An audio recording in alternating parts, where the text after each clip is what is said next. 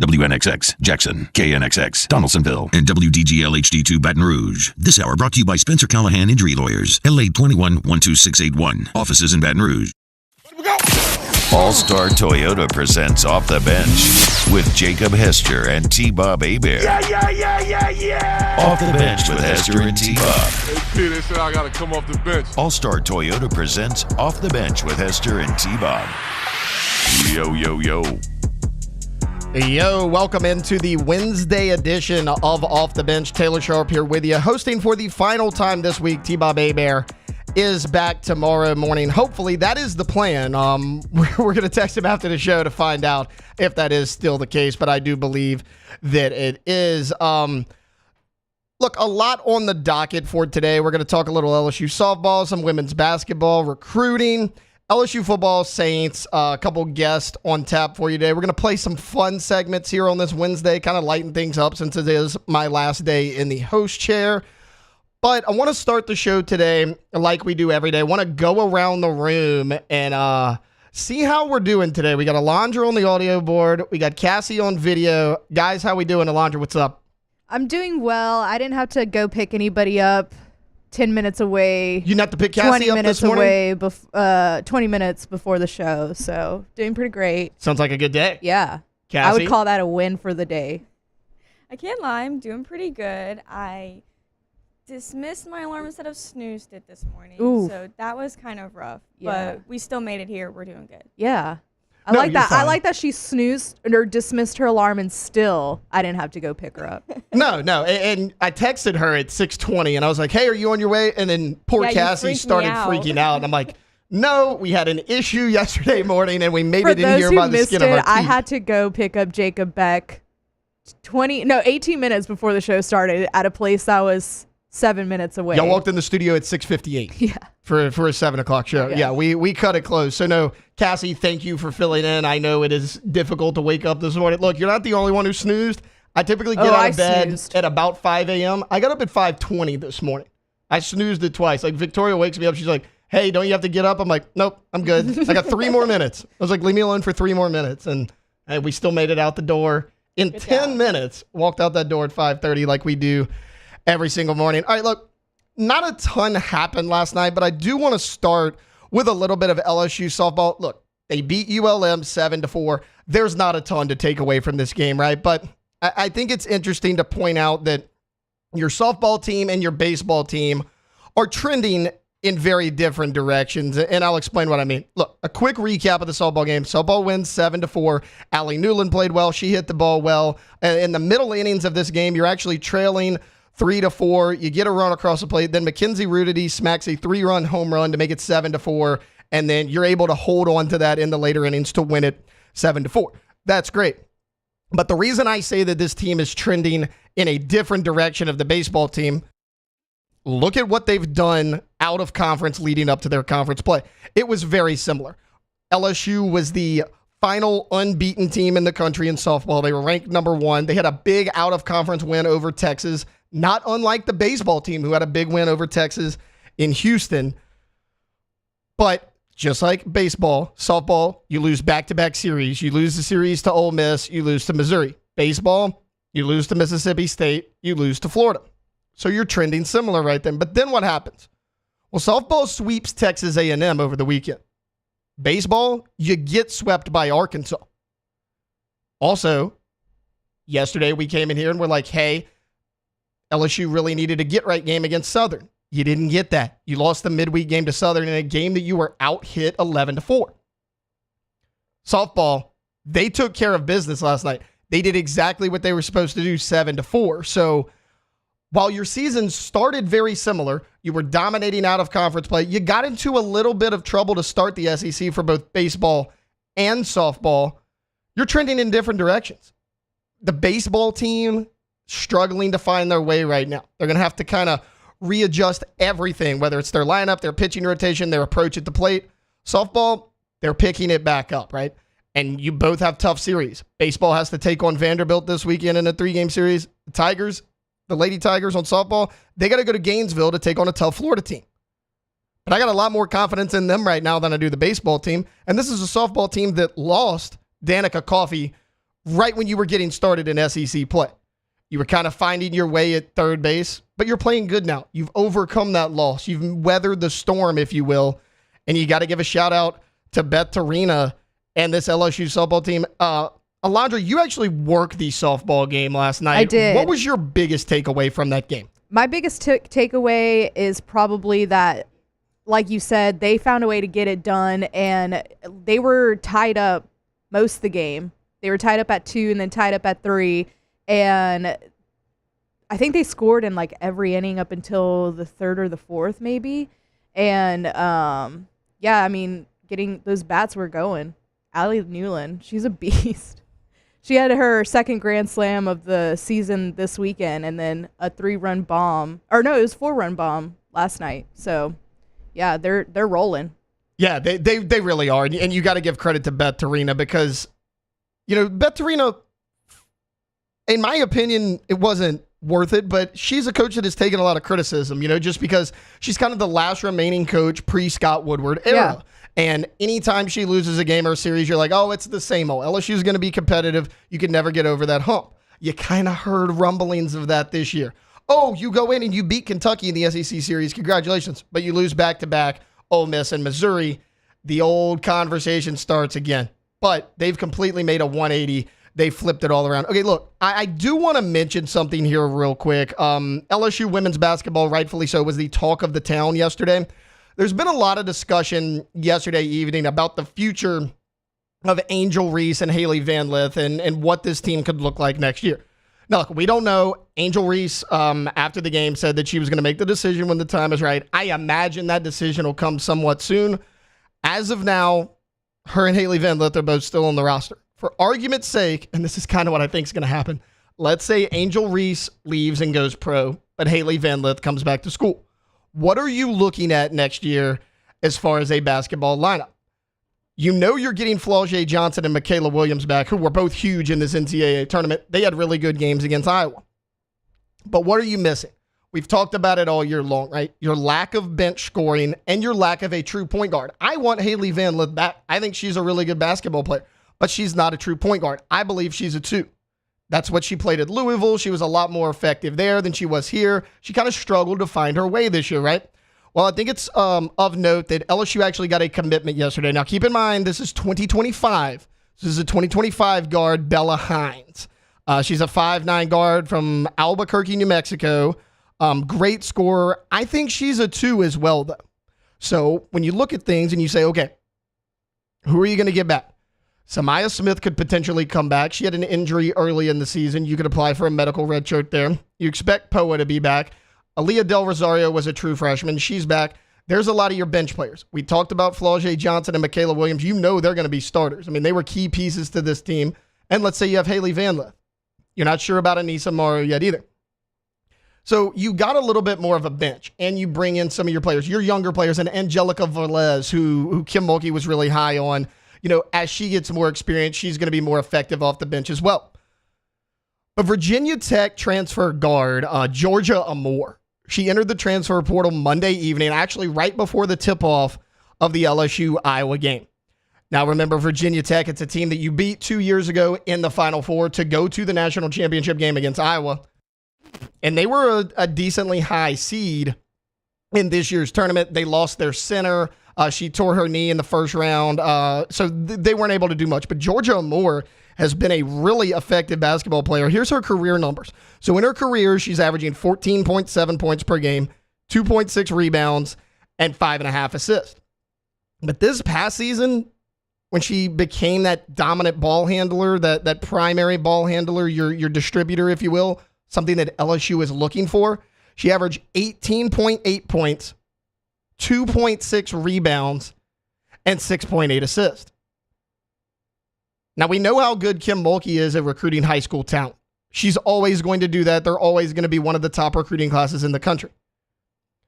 But she was really good at bringing in transfers as well. I mean, she brought in Haley Van Lith and Anissa Morrow, who were vital to your team's success just this past season.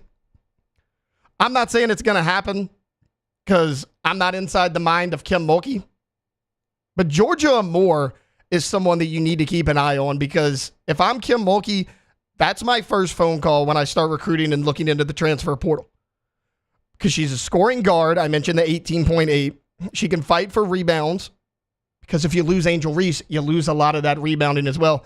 And 6.8 assists per game, and she only averaged about 3 turnovers a game as well. So a good assist to turnover ratio as well. I think that's a name worth keeping an eye on because, a lot of people were down and out yesterday. Hey, LSU lost. They didn't get back to the national championship. Look, you took a team without a true point guard and without a lot of bench scoring to the Elite Eight. If you can fix a couple of those problems, I think this team could be a real issue for other teams come next basketball season. Okay, look, that was a quick first segment. I do want to take a time out because our next couple segments are going to be a little bit longer. LSU offensive coordinator Joe Sloan, he met with the media for the first time in a while. He talked to him yesterday after practice. We're going to have some sound from him. We'll break down what he had to say. That's coming up next here on Off the Bench. 104.5 ESPN Baton Rouge. Off the Bench with Hester and T-Bob. ESPN Baton Rouge, New Orleans, Alexandria, and 1130 The Tiger. Coleman Roofing and Construction. If you value integrity, if you value experience over 40 years, if you value innovation, right? Yes, been around for 40 years, but how do you stay ahead of the game? How do you continue to grow? By innovating, by staying ahead of the curve. These are all for you at ColemanRoof.com. Coleman Roofing and Construction. And look, they can do any size job, commercial, residential. You can do anywhere in the state, anywhere in the entire Gulf South region, any type of roof. They have certified installers for all the major brands. And it's the interiors as well. So, for instance, you get water damage on the inside or something, they can fix your drywall, insulation, anything like that. Tree falls, they can fix that. They are your one-stop shop, Coleman Roofing and Construction. Yeah, they truly can be that one-stop shop. When everybody else can just fix the roof, they're going to be able to, like T-Bob said, do everything in between as well, and that's commercial and residential. And they're throughout the state of Louisiana, and if you want to find the information on where they're located and that contact information, go to ColemanRoof.com. Our listeners fire off their opinions on the JimsFirearms.net hotline at 499-1045. Keep listening for your next chance to shoot us your thoughts with the JimsFirearms.net hotline on 1045 ESPN Baton Rouge. There it is, the extra mile. On the border of expected and extraordinary for those willing to go further. Like vans customized for work or play. With safety and tech to keep you connected. Supported by a 5-star sales, service, and finance team. And backed by the 1-star you know. So go the extra mile. It's never crowded because so few have what it takes to go there. Mercedes-Benz Vans. Gulf Coast Bank and Trust is giving our customers the power to bank anywhere, anytime during this challenging event. And we're right there with you. Our mobile banking app is a smart way to manage your money and time. Gulf Coast Bank and Trust, the bank that cares about you.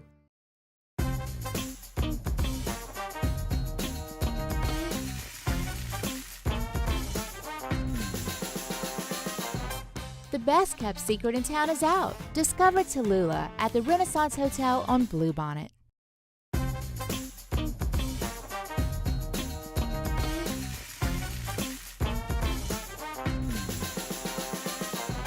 The best kept secret in town is out. Discover Tallulah at the Renaissance Hotel on Bluebonnet.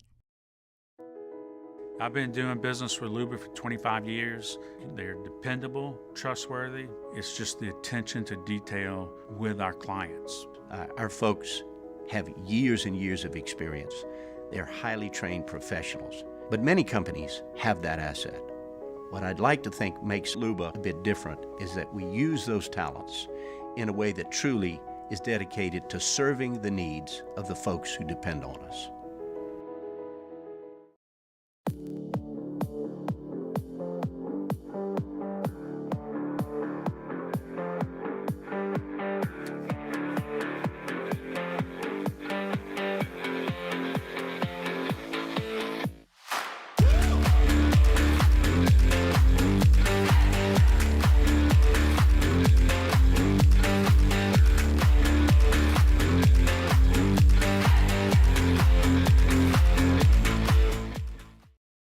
Dylan Cruz here to tell you about Six Rings Baseball and Softball Camp. If you live on the North Shore and play ball, go to Six Rings Camps with former LSU assistant coach Dan Canaveri. His knowledge is second to none, and your child will improve and have fun doing it. Camps were held at Coquille Park and Six Rings Academy in Covington with 4 sessions over the summer. Full day and morning only sessions are available from ages 7 to 13. Go to sixringsbaseball.com or call 985-206-9096. Learn the game to love the game.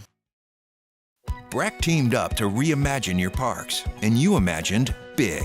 With your help, we went to work, creating 12 beautiful community parks. Matt Moscona inviting you to join us for Wednesday's Hump Day AFR, presented by Pluckers. We're live from the Smoothie King Center in New Orleans, getting you ready for Pell's Magic and the Birds bounce back. Join us 3 to 6, 104.5 ESPN Baton Rouge.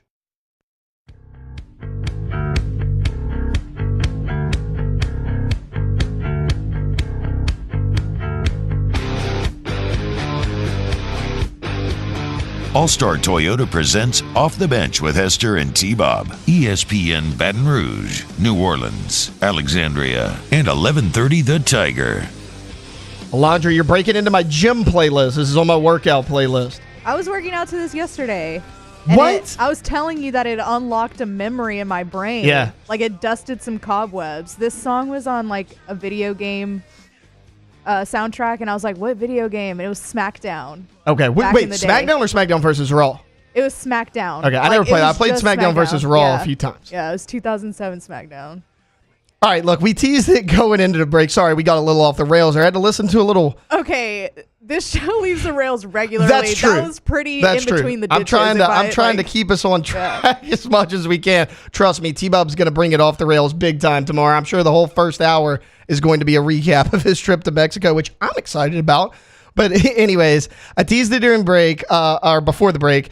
Joe Sloan, LSU co-offensive coordinator, he met with the media yesterday after practice, and you know, when they announced that Joe Sloan and Cortez Hankton were going to be co-offensive coordinators, a lot of people raised a little bit of eyebrows, myself as well, because a lot of times we've seen a 2-coordinator system not work that well. But we did see a tease of it in the bowl game. So the bowl game dynamic was kind of Joe Sloan up in the press box. He's calling the play. He sends it down to Hankton. Hankton then sends it into Garrett Nussmeier, and we're like, okay, how's that going to work? And it was shaky in the first half. I mean, you guys saw the offense struggle a little bit. They seemed a little bit confused, had to call some timeouts. But as they got more comfortable with each other, they wound up getting into a groove and ultimately winning that game. I always wonder about the dynamics in a 2-coordinator system because a butting of heads could occur as well, right? If Sloan calls something Hankton doesn't like, he tries to change it. How's that going to work? That does not appear to be an issue because with Sloan and Hankton, Joe Sloan talked to the media yesterday, and he said that he has a really good relationship with Cortez Hankton. I think we have an unbelievable offensive staff. And Cortez, you know, everybody sees his development at the receiver position. I think what people don't see is his ability to game plan, his ability to understand how to attack defenses in the passing game. And he was doing a ton of that last year. You know, that's not anything new. And I think then where, you know, just with our new roles and his growth and just tying back in as well more into the run game, perimeter game, whether it be from an RPO standpoint or whatever that might be, and just his involvement there. We have an awesome working relationship.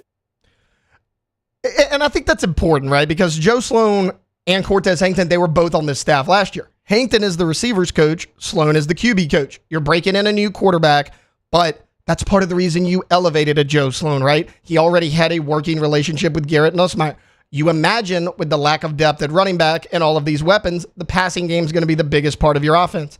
Having your former QB coach and your wide receiver coach as co-offensive coordinators probably seems like it's going to help the passing game in a big way. Look, as far as that passing game goes, Garrett Nussmeier's had the spotlight on him in the spring, right? We talked about it yesterday.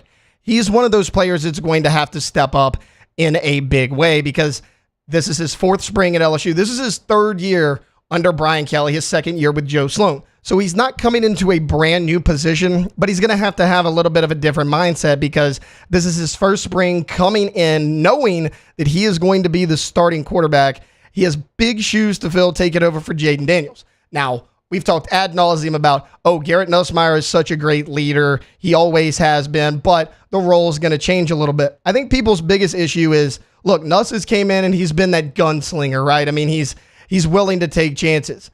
We've only seen him start a game where he doesn't have to just come in relief and kind of play as free. He started that game and he was a little bit shaky to start. Now he picked it up in a big way and led you on a game-winning drive. But a lot of people are thinking, how is he looking during spring as that starting quarterback? And Joe Sloan, well, he tells us this is what he thinks of Garrett Nussmeier's development. His big thing has been playing within the structure of the offense and understanding when to take, maybe challenge a throw, right, and when not to. That's been the big emphasis, just from a do-your-job mentality and having tight feet. When Garrett has tight feet and he has his feet underneath of him, he makes really good decisions. And so it really is a technique thing, which is in his control. So we try to keep him focused on that. I've been really, really pleased this spring with how he's done that. Yeah, for sure. Look, I think Garrett Nussmeier is going to take a big step forward. Your position coach from a year ago is now your offensive coordinator. He's your play caller. And again, this is his first year starting, but he's been in the program a number of years. This is year 3 with him and Brian Kelly together. He knows exactly what his head coach expects of the quarterback position. He got to learn under a guy like Jaden Daniels, who was the most dynamic player in college football, one of the best players to ever step foot in your program. I think Nuss is going to be fine. And he's going to have a lot of help as well, right? LSU always seems to have a ton of depth at receiver. And that's weird to say coming into the spring because you're replacing 2 first-round receivers. Malik Neighbors seems like a lock in the top 10. He might even go top 5. Brian Thomas, after that big combine he had, he's moving up into the mid-teens right now. I mean, both of these guys are locks to be in the first round. Now, we know about Kyron Lacey. We know about Chris Hilton. They seem locked in at 2 of the receiver spots. Big question all spring long, and we've seen a big rotation of it, right? Sometimes it's Aaron Anderson, but you do bring in some transfers. You have a lot of talent in that room. You brought in CJ Daniels from Liberty. You brought in Xavier Thomas. Those are guys that you've been keeping an eye on. And as far as some of those transfer receivers go, Sloan, he mentioned CJ Daniels first. He talked about what he's seen from him during spring practice. CJ just brings such a level of consistency. You can see the experience and how he plays. He's an extremely smart player, and he's physical, and he is strong through the catch. I think he's going to be a huge piece for what we're doing in the fall and putting him in different positions where he can use his strengths. And I think when you look at, obviously, right, we spoke about the returners a little bit, but CJ, the level of leadership that he's brought to the room and consistent work habits, it's been really good to see. And the challenging thing for him is he's learning. Some of these other guys who have been here, they've run these plays multiple times. He's learning. So every day out there, he's learning and he's getting better. And as we've watched through spring, just our ability to say, hey, we need a big catch, we can go his way, and he continues to produce. Yeah, and I love what he mentioned about, look, he's new, he's still learning the offense, so he's a little bit behind the curve right now, but he's still a leader, he's still a reliable guy. That's because he's had 3 years of college football experience under his belt. He was at Liberty. He was excellent a year ago. I mean, he was kind of the big name transfer that you brought in that room, right? He had 1,000 yards receiving last year. He had the double-digit touchdowns. He's a guy that when you signed him, everybody's like, hey, look, we're not going to chalk it in just yet, but we're going to pencil him in that number 3 spot and see what happens. Now, he hasn't been taking number 1 reps a ton during spring. It has been Aaron Anderson, but I think it was interesting that Joe Sloan mentioned, look, the more he learns, because the more familiar he becomes with this offense, the more 1 reps he's going to get. Keep your eye out for CJ Daniels. He's also not the only transfer that you brought in at receiver. We talked about it a minute ago. This is Xavier Thomas. Not only does he have college football experience, he has SEC experience because you bring him in from Mississippi State. You thought he was going to be more of your returner because that's what you've been missing in the return game, right? A legitimate threat back there, whether it's punt return, kickoff return. That's something you have not had in a number of years, but he's a legitimate receiver as well. He caught some big balls out there at Mississippi State. He had some big time moments in an offense that threw the ball a lot. And this is what Joe Sloan had to say about Xavier Thomas. Xavion's explosive. You can just see he has such a feel for space and holes. He's made some really big plays down the field. He's got a lot of speed, but I think ultimately, right, trying to get him the ball in space and maybe create punt returns on offense. And we'll have the ability to do that with him and as well with Aaron. I think Aaron's played a really good football as well. And Kyle Parker, different guys who have the ability to maybe work small areas. But Xavion's been just a treat to have here. And again, I speak to his level of toughness, and I think that's been what's probably been the most exciting for our offensive staff and those 2 guys walking in. They're both tough football players. Yeah, I like that he mentioned both Aaron Anderson and Kyle Parker. Kyle Parker is a receiver. He came in a year ago. He redshirted, but people were high on him, and they saw the athletic ability off the jump. He's a guy that has gotten a ton of 1 reps in the spring, right? If it's not Aaron Anderson in the slot, most of the time it has been Kyle Parker. Those guys kind of seem like the front runners for that number 3 spot. Again, watch out for CJ Daniels. But as far as a guy that is a little bit under the radar that people aren't talking about a ton during spring is Shelton Sampson. And it's a little odd because he is probably your tallest receiver, right? I mean, he's 6'4", 6'5". He was a 5-star out of Catholic High right here in Baton Rouge. You had a lot of high hopes for him a year ago. He was a little bit raw, maybe needed to put on a few pounds before he was ready to go out there and handle a full SEC schedule. This is his second year in the program. Can he make that year 2 jump? He's a guy we hadn't heard a lot about, but Joe Sloan talked about Shelton Sampson as well. Thanks, guys. Hey, I will tell you, Shelton Sampson has made a ton of strides. I'd be remiss not to say just made some really big plays the last several days, so it's been good. That's good to hear because when a talent like that comes in, you want to see him produce, right? He's a guy that has been running third-team reps from what we've heard most of spring right now, but he seems to be building his way up. We talked about it. The athleticism is off the charts. He has the size. He has the speed you need. He just needed to get the technical down, right? It seems like he's doing that. The more the coaches talk about Shelton Sampson, the more you can expect him on the field. I think he's going to be a big part of this receiver room, a room that has a lot of depth, right? We just spent 5 minutes or so talking about all these different receivers, but I think Shelton Sampson is someone who can legitimately make an impact and can stand out in this receiver room in the upcoming year. But it's not just the wide receivers. We forget about this because Jaden Daniels' ability to run, the tight end position was kind of forgotten last year. One, Daniels improved so much as a deep ball passer that there wasn't a ton of passes to the tight end, right? You went to Brian Thomas, you went to Malik Neighbors, Kyron Lacey, Chris Hilton, you name it. Jaden Daniels was an excellent deep ball thrower last season. And taking off running, he didn't really need that safety net, if you will. Garrett Nussmeier is not quite the runner that Jaden Daniels is. Tight end could be a big weapon for him. And Mason Taylor is a guy that has been super consistent since he's gotten here. I mean, we forget about the big freshman year that he had. He made great plays in game 1 against Florida State. He caught that ball, took it about 20 yards up the field, had the intelligence and the football IQ to get out of bounds to stop that clock, to set up a potential game-tying extra point that ultimately got blocked. But he made a big play to just put you in that situation. He caught the 2-point conversion against Alabama. That's probably his most famous play. You expected big things from him a year ago, and it wasn't that he performed bad. It's just you didn't use him as much. He wasn't as big of a weapon or as big of a focal point in your offense. And a lot of people are wondering, hey, what's going to happen with Mason Taylor in this offense? Seems like he's going to have a bounce back year because Joe Sloan said he expects big things from Mason Taylor. Mason Taylor's one of our best football players. LSU fans know him for the last 2 years and just his consistency and his ability to make plays. And I think we want to find ways to get him the ball. And I think you could see Nuss working his way, obviously we're going to go where the read takes us, but putting him in positions where he potentially is a first, second, or third read where the ball maybe will find him a little bit more. But I think, just from a consistency standpoint and an experience standpoint, he obviously brings a ton. And I think he's one of the best tight ends in the country, and we definitely want to utilize him that way. Yeah, that's something that you thought was going to happen a year ago, right? How much similar or dissimilar will Sloan's offense be to a Mike Denbrock? Because Denbrock really liked to use the tight ends. I mean, that was something that you heard about with Brian Kelly. Hey, his offensive lines are going to be stout, but he's an excellent recruiter at tight end as well. What does that mean for a Mason Taylor?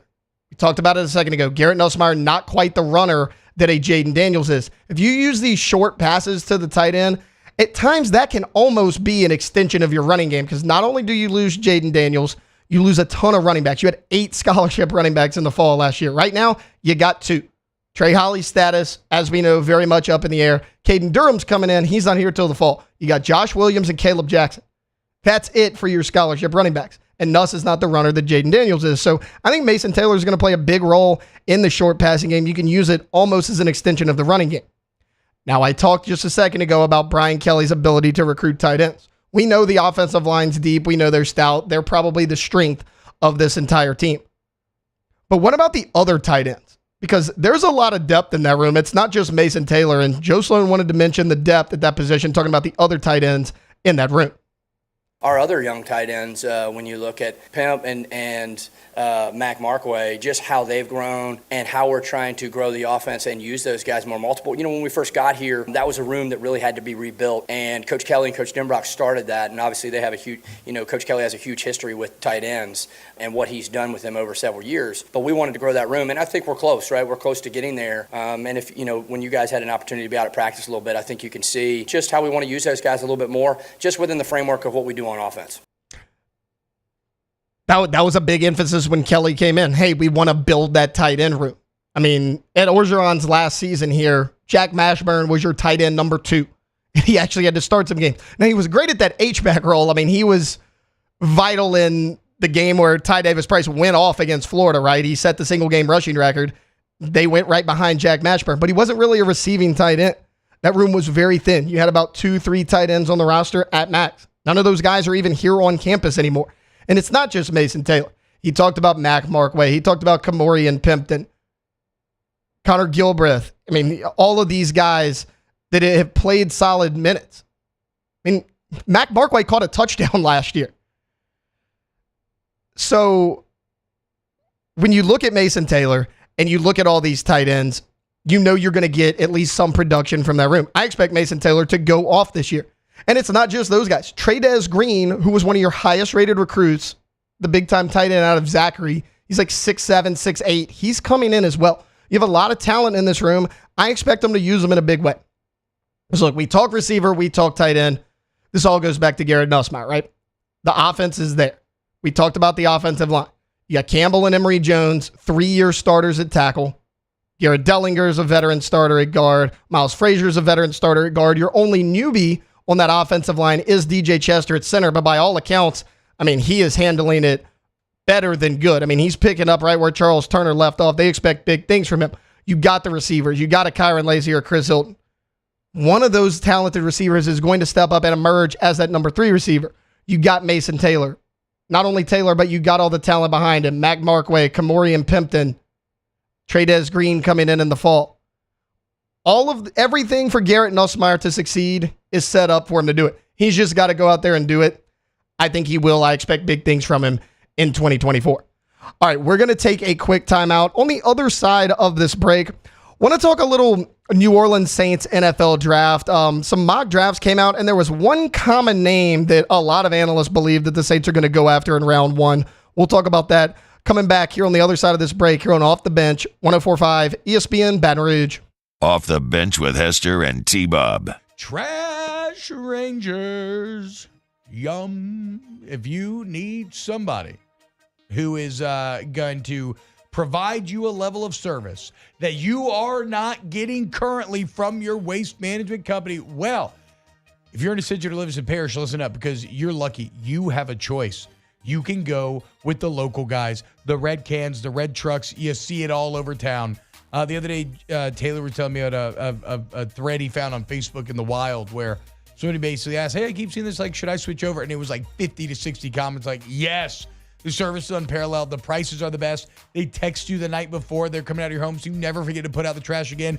And the profits, unlike these other companies, instead of leaving the state, they stay right here in your community. Trash Rangers. Look, I'm looking at a review right now from James D. Reliable, better pricing than their competitors. We have told everyone who will listen about Trash Rangers and how happy we are. TrashRangersLLC.com. In times of need, get a full list of phone numbers, websites, and other important emergency information on the Demco Stormwatch page at 1045ESPN.com. Bayou Ford has the new inventory to get you in a new Ford truck or SUV today, or customize your next vehicle just the way you want it. All new Bayou Ford vehicles come with a 1 million mile powertrain warranty. The crew at Bayou Ford is going to do right by you. Yo, Jake here from my friends over at Community Steel Company located in Gonzales, Louisiana.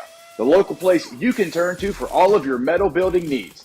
Notice I said local, not Houston, not Dallas, not Atlanta, but right here in Gonzales. Visit them at their brand new state-of-the-art website at communitysteelco.com or pick up the phone and give them a call today to answer all of your questions on your metal buildings, roofing and sheet metal, and any other steel needs you or your business need at 225-647-2020.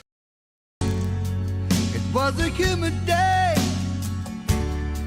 barefoot children play, looking for that summer shade. Time just slips away. Oh, Louisiana, some kind of hold on me. Like cypress stumps, your roots are planted deep inside of me. Hey, it's Matt Moscona. For years, you've heard me tell you about Insurance Network of Louisiana, helping you find better coverage for less money. But it's not just for your home and auto. They also offer commercial property. So, retail stores, professional offices like doctors, dentists, attorneys, clothing boutiques. Insurance Network of Louisiana can find you better coverage for less money. They service the entire state of Louisiana, and they're local. So call today at 293-0450 or lainsurance.net.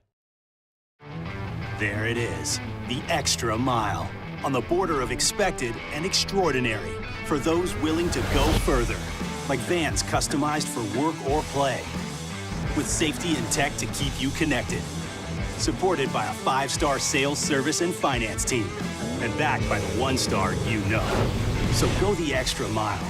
It's never crowded, because so few have what it takes to go there. Mercedes-Benz Vans. Jerry and Benny Payne began Central Plumbing Company out of their driveway in Tanglewood Subdivision. 50 years later and 4 generations down the road, we continue to serve Baton Rouge and the surrounding areas for all of their plumbing needs. Residential, commercial, industrial, or hospitality, Central Plumbing is here 24/7, 365. We want to thank our customers, family, and friends for 50 years of success. And looking forward to 50 more. Gulf Coast Bank and Trust is giving our customers the power to bank anywhere, anytime during this challenging event. And we're right there with you. Our mobile banking app. Time to start dancing in the desert. It's the 2024 NCAA Men's Final Four in Phoenix. Tune in for live coverage starting Saturday afternoon at 3. From the team at Westwood One right here on 104.5 ESPN Baton Rouge.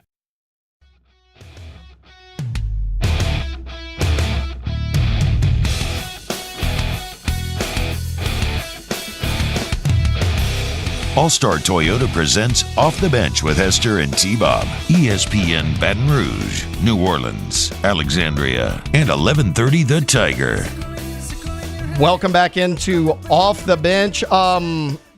I think Alondra got my YouTube music playlist. I know people make fun of me because I use YouTube music. I was going to say that is the funniest thing ever that you use YouTube music. I remember there was a debate between you guys. You and Jake use Apple Music. T-Bob use Spotify. And I'm sitting there like, please don't ask me what I use because I don't use either. That's embarrassing. I'm an oldie YouTube you know music. what would be worse? And you know who somebody in our building, Brian Haldane, does this? Pandora. With ads. Pandora's still a thing? With ads. I don't mind the ads. I'm not paying for that. I don't Well, I just necessarily wouldn't have mind Pandora, period. Yeah, no, that's the thing. Like, I didn't know Pandora existed in general. Yeah, he uses Pandora. We're going to have a talk With ads. after the show. Maybe we'll yell at him in hour number 3. I mean, his office is right next door. All right, look, I teased it going into the break. I want to talk a little New Orleans Saints here because a lot of mock drafts came out on Monday, and obviously, we believe the New Orleans Saints are going to take an offensive lineman. Well, a lot of other people do as well. CBS Sports, they looked at the Saints' first-round pick. They said it's going to be Talise Fuaga, the offensive tackle from Oregon State. Pete Prisco, he says Olu Fashanu, Penn State. The Draft Network. Olu Fashanu, Penn State. NFL Network, Eric Edholm and Charles Davis both say Olu Fashanu from Penn State. Also Fox Sports, Pro Football Focus, and Fantasy Pros all believe that it is going to be Olu Fashanu from Penn State. You know what that tells me? That the Saints might be targeting Olu Fashanu as their left tackle. I would love this pick. He is the Penn State Nittany Lion. He started all 12 games for the Nittany Lions last season. He allowed no sacks in 365 pass blocking snaps. He was named the Remington Pace Big Ten Offensive Lineman of the Year, and he earned first-team All-Big Ten honors. This pick makes a lot of sense because he seems like he could be a plug-and-play guy. Your tackle situation is very bleak. We talked about it a little bit the past few days. Because if you started the season today, whether you like it or not. Because look, Andrus Peat, he's been a starting guard for you for the majority of his career. He had to step in and kind of fill that role in the later half of the year and actually did an okay job at left tackle. He's currently a free agent. Are you going to bring him back or are you not? We don't know yet, but if your season started today, very likely Trevor Penning is your starter at left tackle. I'm sure a lot of Saints fans are not too happy about that. When you go look at his draft profile of Olu Fashanu, he's a guy that checks all the boxes. He's 6'6". He's 312 pounds. T-Bob will love this. Hand size, 8.5 inches. 8-inch king there. His strengths, obviously his size. This is coming from the Draft Network. They say he has good lateral agility, strength in his lower half to anchor and pass protection. He has the range to cover in the running game and screens, and he has a high motor. Those are all great attributes to have. They have a few concerns, but I don't think they're major concerns. Occasionally plays with a high pad level. Will occasionally overset in pass protection. Now, those are certainly concerns, but those are all technical things, right? You come in, you get with a new offensive line coach. You can teach technique. You can teach those things. The talent is there. The production is there. We talked about it. No sacks allowed in 365 pass blocking snaps. Is this a guy you would target? We've talked about it. Do you trade up from number 14? Do you trade down? Try to get some trade assets for you in the 3rd and 4th round where you don't have any picks. I think you stay put right where you're at. Because if you go look at a lot of the mock drafts, Olu Fashanu is a guy who's not only mocked to you a lot, but he's kind of falling in that mid-teens range where you sit. He's a plug-and-play guy. He's a guy that I believe can come in and start day one. I mean, you look at the Draft Network says, okay, we project him as a day one pick, a rare all-pro type of guy. That's kind of what you're hearing across the board. I mean, at NFL Network, whether it was Charles Davis, he had high praise for this guy. And you go watch the tape, it stands out. His size stands out. His strength stands out. He's a lot more agile than a guy at 6'6", 312 pounds should be. I think he checks all the boxes for you. And for a Saints team that is so lacking talent at that left tackle spot.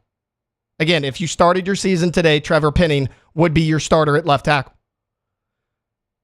I don't mind Fuaga as well. If Talise Fuaga was there at 14, I would take him. I think he's a good player as well, but so many people mocking Olu Fashanu, it got me wanting to do a deeper dive into him, and you can see the talent. You can see what the hype is about. You can see why a lot of people like it. I think that could be a really nice pick for the New Orleans Saints for a team that has missed a lot on their first-round picks, whether it's defensive line or offensive line. I think they made a good decision with Brian Bresee last year. He had a solid first year, but I mean, you've seen Marcus Davenport, Peyton Turner, Trevor Penning, Cesar Ruiz. They want to turn around their fortunes in the first round as far as drafting linemen.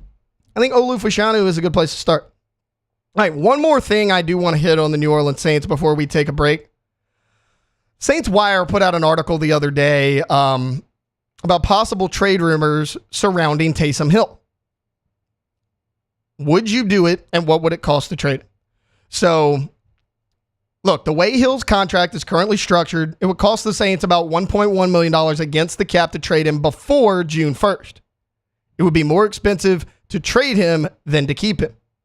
But if they choose to wait and trade him after June 2nd, it would save them $10 million against the cap. That could help you sign another big-time free agent.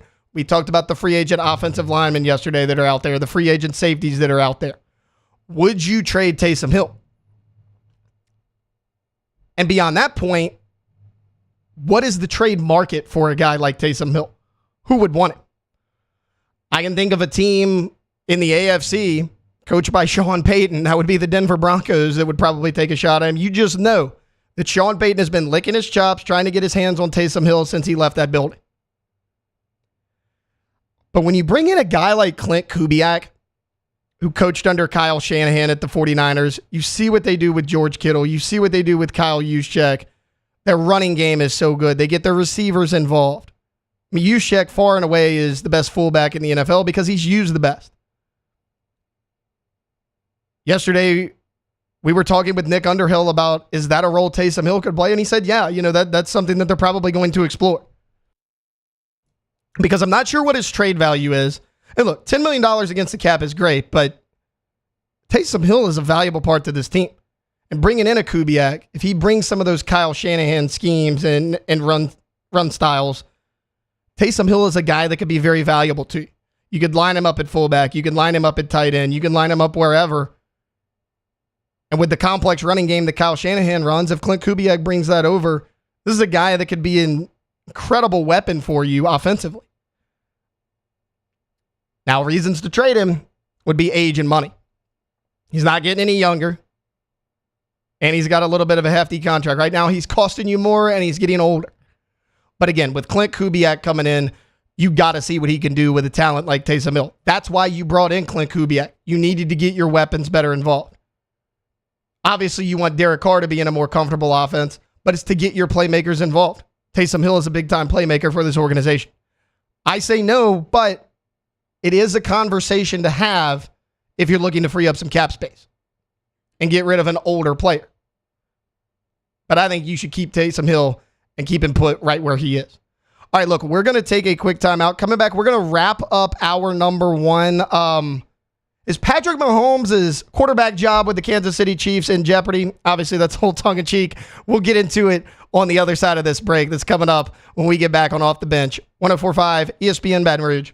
Off the Bench with Hester and T-Bob. CentralPlumbing.org, 925-8552. CentralPlumbing.org.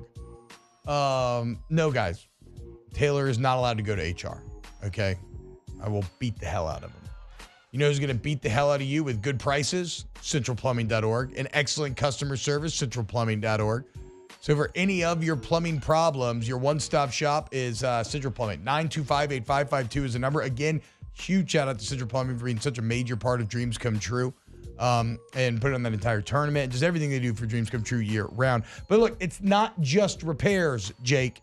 It's remodels and upgrades as well. It is, and that's at your home or your business. So if you own a business and you've got like 10 restrooms, don't worry. You'll see they have the full fleet ready to go on the homepage of the website. And certainly if it's one of the rooms in your home, they can come in and do that as well. Think about going tankless with a tankless water heater. Never run out of hot water again. You can find all that at centralplumbing.org. Our listeners fire off their opinions on the jimsfirearms.net hotline at 499-1045. Keep listening for your next chance to shoot us your thoughts with the jimsfirearms.net hotline on 1045 ESPN Baton Rouge.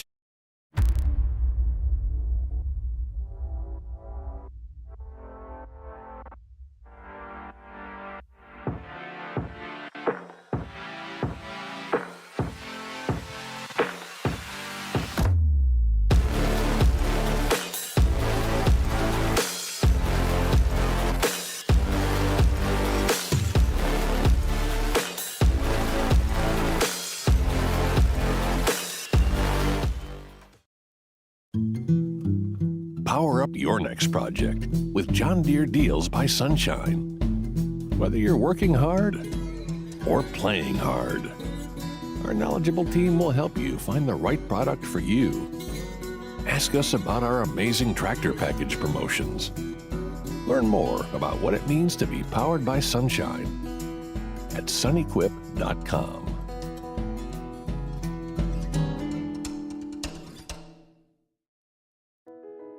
I've been doing business with Luba for 25 years. They're dependable, trustworthy. It's just the attention to detail with our clients. Our folks have years and years of experience. They're highly trained professionals, but many companies have that asset.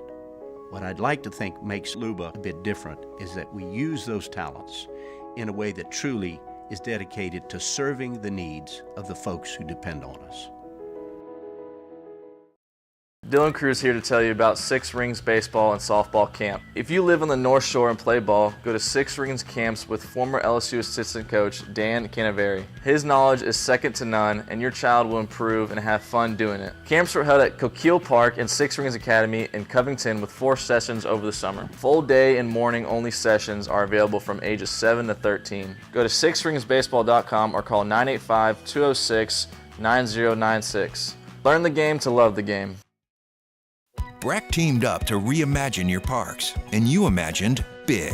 With your help, we went to work, creating 12 beautiful community parks across the parish. A family-sized water park, miles and miles of trails, and parks just for your dogs. There are more places to splash, to explore, to run wild, and even soar. You imagined, we delivered. Gold. Brack, your #1 park system in the nation.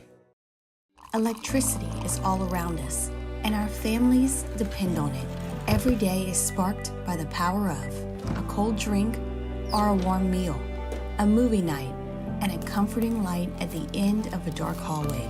From sunrise to sunset, playtime to bedtime, our team is ready to take care of your electrical needs, even in the case of an after-hours emergency.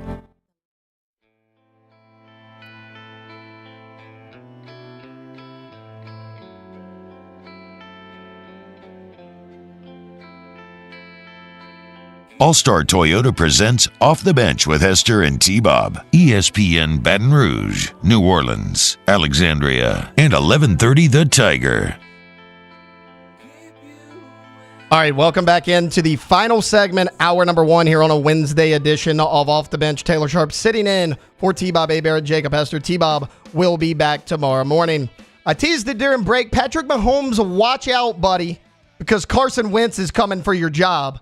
Not really, but the Kansas City Chiefs have signed Carson Wentz to a 1-year deal to be the backup quarterback for their organization. Wentz will become Mahomes' new veteran backup at that position. Last year, Blaine Gabbert held that role. And look, this is a good gig if you can get it. I mean, for years, the Chiefs refused to get rid of Chad Henne. I mean, they wanted to keep him in there. They didn't want to trade him. And it was because Patrick Mahomes went to management and said, hey, look, I'm a guy who really likes my days structured. I'm a detailed-oriented player. Chad Henne helps me prepare for these games in a big way. We have to keep him in the building. Chase Daniel was another guy that Mahomes thought very, very fondly of. These guys have been in the building, and they had a backup quarterback role for a long time in the league, thanks to Patrick Mahomes. Now, look, we all know Carson Wentz, the number 2 overall pick a few years back. You thought he was going to be Super Bowl MVP because he should have been regular season MVP until the injury. Nick Foles takes over. He's the one that becomes Super Bowl MVP. He takes the Eagles there. He's the one that beats Tom Brady. They wound up sticking with Wentz. It kind of all fell apart for him. He's bounced around after that. He was with the Washington Commanders. He was with the Indianapolis Colts. Last year, for the first half of the season, he didn't even have a team until week 10. He became the backup quarterback for the Los Angeles Rams. He started one game for the Rams. It was their season finale against the San Francisco 49ers because they were resting Matthew Stafford. He played well in that game. He was 17 of 24, 163 yards, 2 touchdowns, and an interception. He also led both teams in rushing yards, 17 carries for 56 yards. This is a move that good organizations make, right? This is why the Kansas City Chiefs are who they are. You bring in somebody who, God forbid, something happens to Patrick Mahomes, you feel comfortable stepping into that role. The New Orleans Saints are in the opposite situation right now. Not only do you know for sure if Derek Carr is that guy or not, I know I certainly have questions, but your backups on the roster right now are Jake Haener and Nathan Peterman. Now look, Carson Wentz is not going to light the world on fire. He doesn't have another MVP caliber season in him, at least I don't think so. But you feel more confident about him being your backup than Jake Haener and Nathan Peterman. I think Jake Haener's got talent. We haven't seen anything from him. If you remember, he got suspended for a portion of the season last year. He hasn't really played much outside of the preseason. Nathan Peterman's famous for all the wrong reasons. He had that game with the Buffalo Bills where he threw 4 interceptions. He's been a guy that's bounced around, hasn't performed super well in any of the spots that he's been in. So not only are the Chiefs helping out Patrick Mahomes game plan and get ready for these big-time games, they got a pretty good insurance policy in Carson Wentz. And that is why the Kansas City Chiefs are who they are. Maybe the Saints should take notes because Carson Wentz was a guy out there that he was available when you signed Nathan Peterman. He was available last year when you needed a backup quarterback, when you weren't sure about Jameis Winston. You didn't kick the tires on him for whatever reason. The Kansas City Chiefs did. This is the difference between 2 Super Bowls in the last 3 years and going 9-8. And now, is Carson Wentz the reason they're making it to the Super Bowl and the Saints are not? No, it's not. But moves like this, smart decisions like this, getting insurance policies, that's why, if you look across the board, they can trade some of their big-time pieces because they have quality backups. They know what they're doing in that organization. The Saints seem so scared of making Derek Carr mad that they probably didn't want to bring in Carson Wentz. They're like, no, can't bring in Carson Wentz. That's way too big of a name for Derek Carr. We don't want to upset Derek Carr. We don't want to mess with his ego any. We're going to go with Jake Haener and Nathan Peterman. Again, I like Jake Haener. I think he did nice things at Fresno State. I think he showed you a little bit of promise last year in the preseason.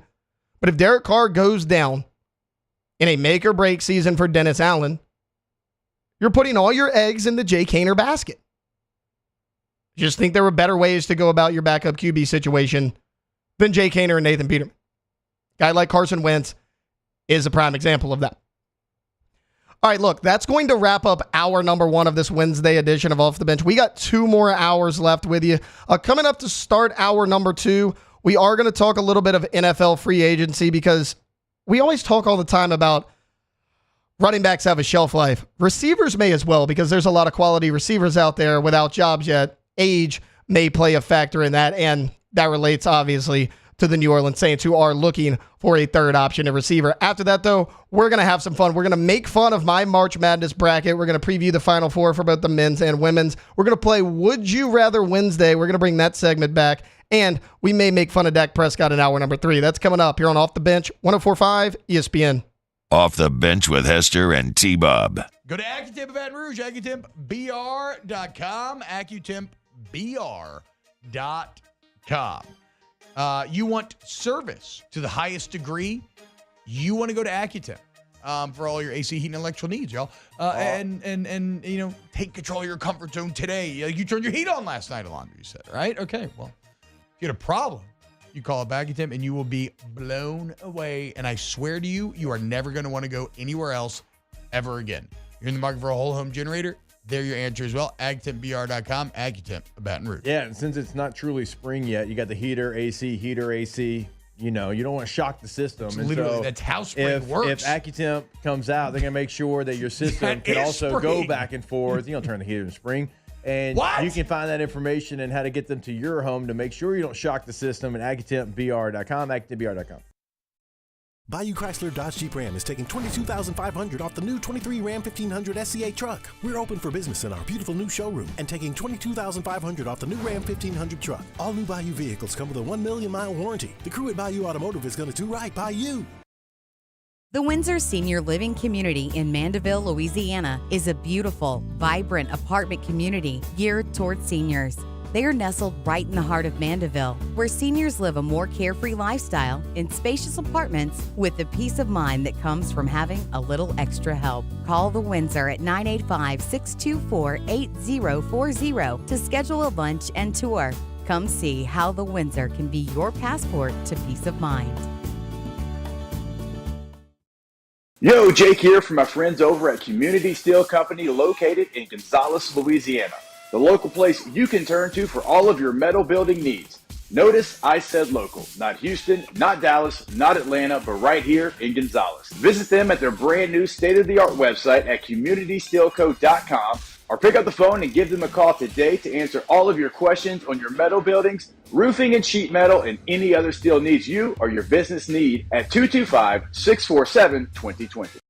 Hey, it's Matt Moscona. For years, you've heard me tell you about Insurance Network of Louisiana, helping you find better coverage for less money. But it's not just for your home and auto. They also offer commercial property. So, retail stores, professional offices like doctors, dentists, attorneys, clothing boutiques. Insurance Network of Louisiana can find you better coverage for less money. They service the entire state of Louisiana, and they're local. So call today at 293-0450 or lainsurance.net. There it is, the extra mile, on the border of expected and extraordinary for those willing to go further, like vans customized for work or play, with safety and tech to keep you connected, supported by a 5-star sales, service, and finance team, and backed by the 1-star you know. So go the extra mile. It's never crowded because so few have what it takes to go there. Mercedes-Benz Vans. Jerry and Benny Payne began Central Plumbing Company out of their driveway in Tanglewood subdivision. 50 years later and 4 generations down the road, we continue to serve Baton Rouge and the surrounding areas for all of their plumbing needs. Residential, commercial, industrial, or hospitality, Central Plumbing is here 24/7, 365. We want to thank our customers, family, and friends for 50 years of success. And looking forward to 50 more.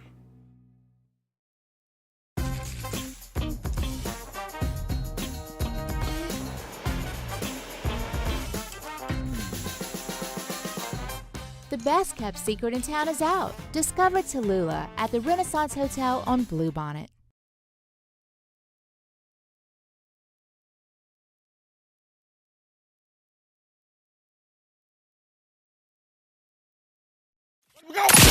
All-Star Toyota presents Off the Bench with Jacob Hester and T-Bob Hebert. Yeah! Off the Bench with Hester and T-Bob. Hey, P, they said I gotta come off the bench. All-Star Toyota presents Off the Bench with Hester and T-Bob. Yo, yo, yo.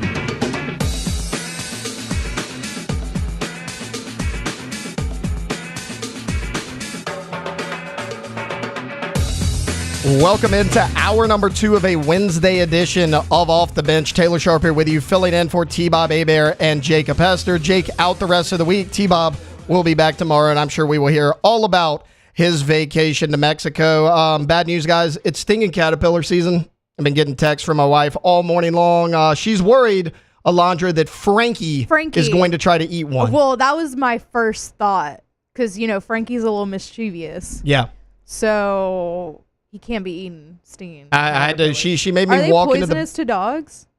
I don't know. I mean, it'd probably hurt if he ate it, right? Oh, yeah, for sure. No, she made me go around at 7 o'clock last night when I got home and spray the backyard and rid us of these. Because, you see, we got him back in They're July. kind of disgusting. Yeah, we got him back in July. So he kind of missed the stinging caterpillar season for last year. This is his first one, and I just know that idiot's going to walk around and try to eat one. I just know it. It's coming. I'm waiting for it. We got ice cubes at the ready. Fun fact. It says they can be poisonous to dogs, so you for real need to watch out with Frankie. We're gonna figure it out.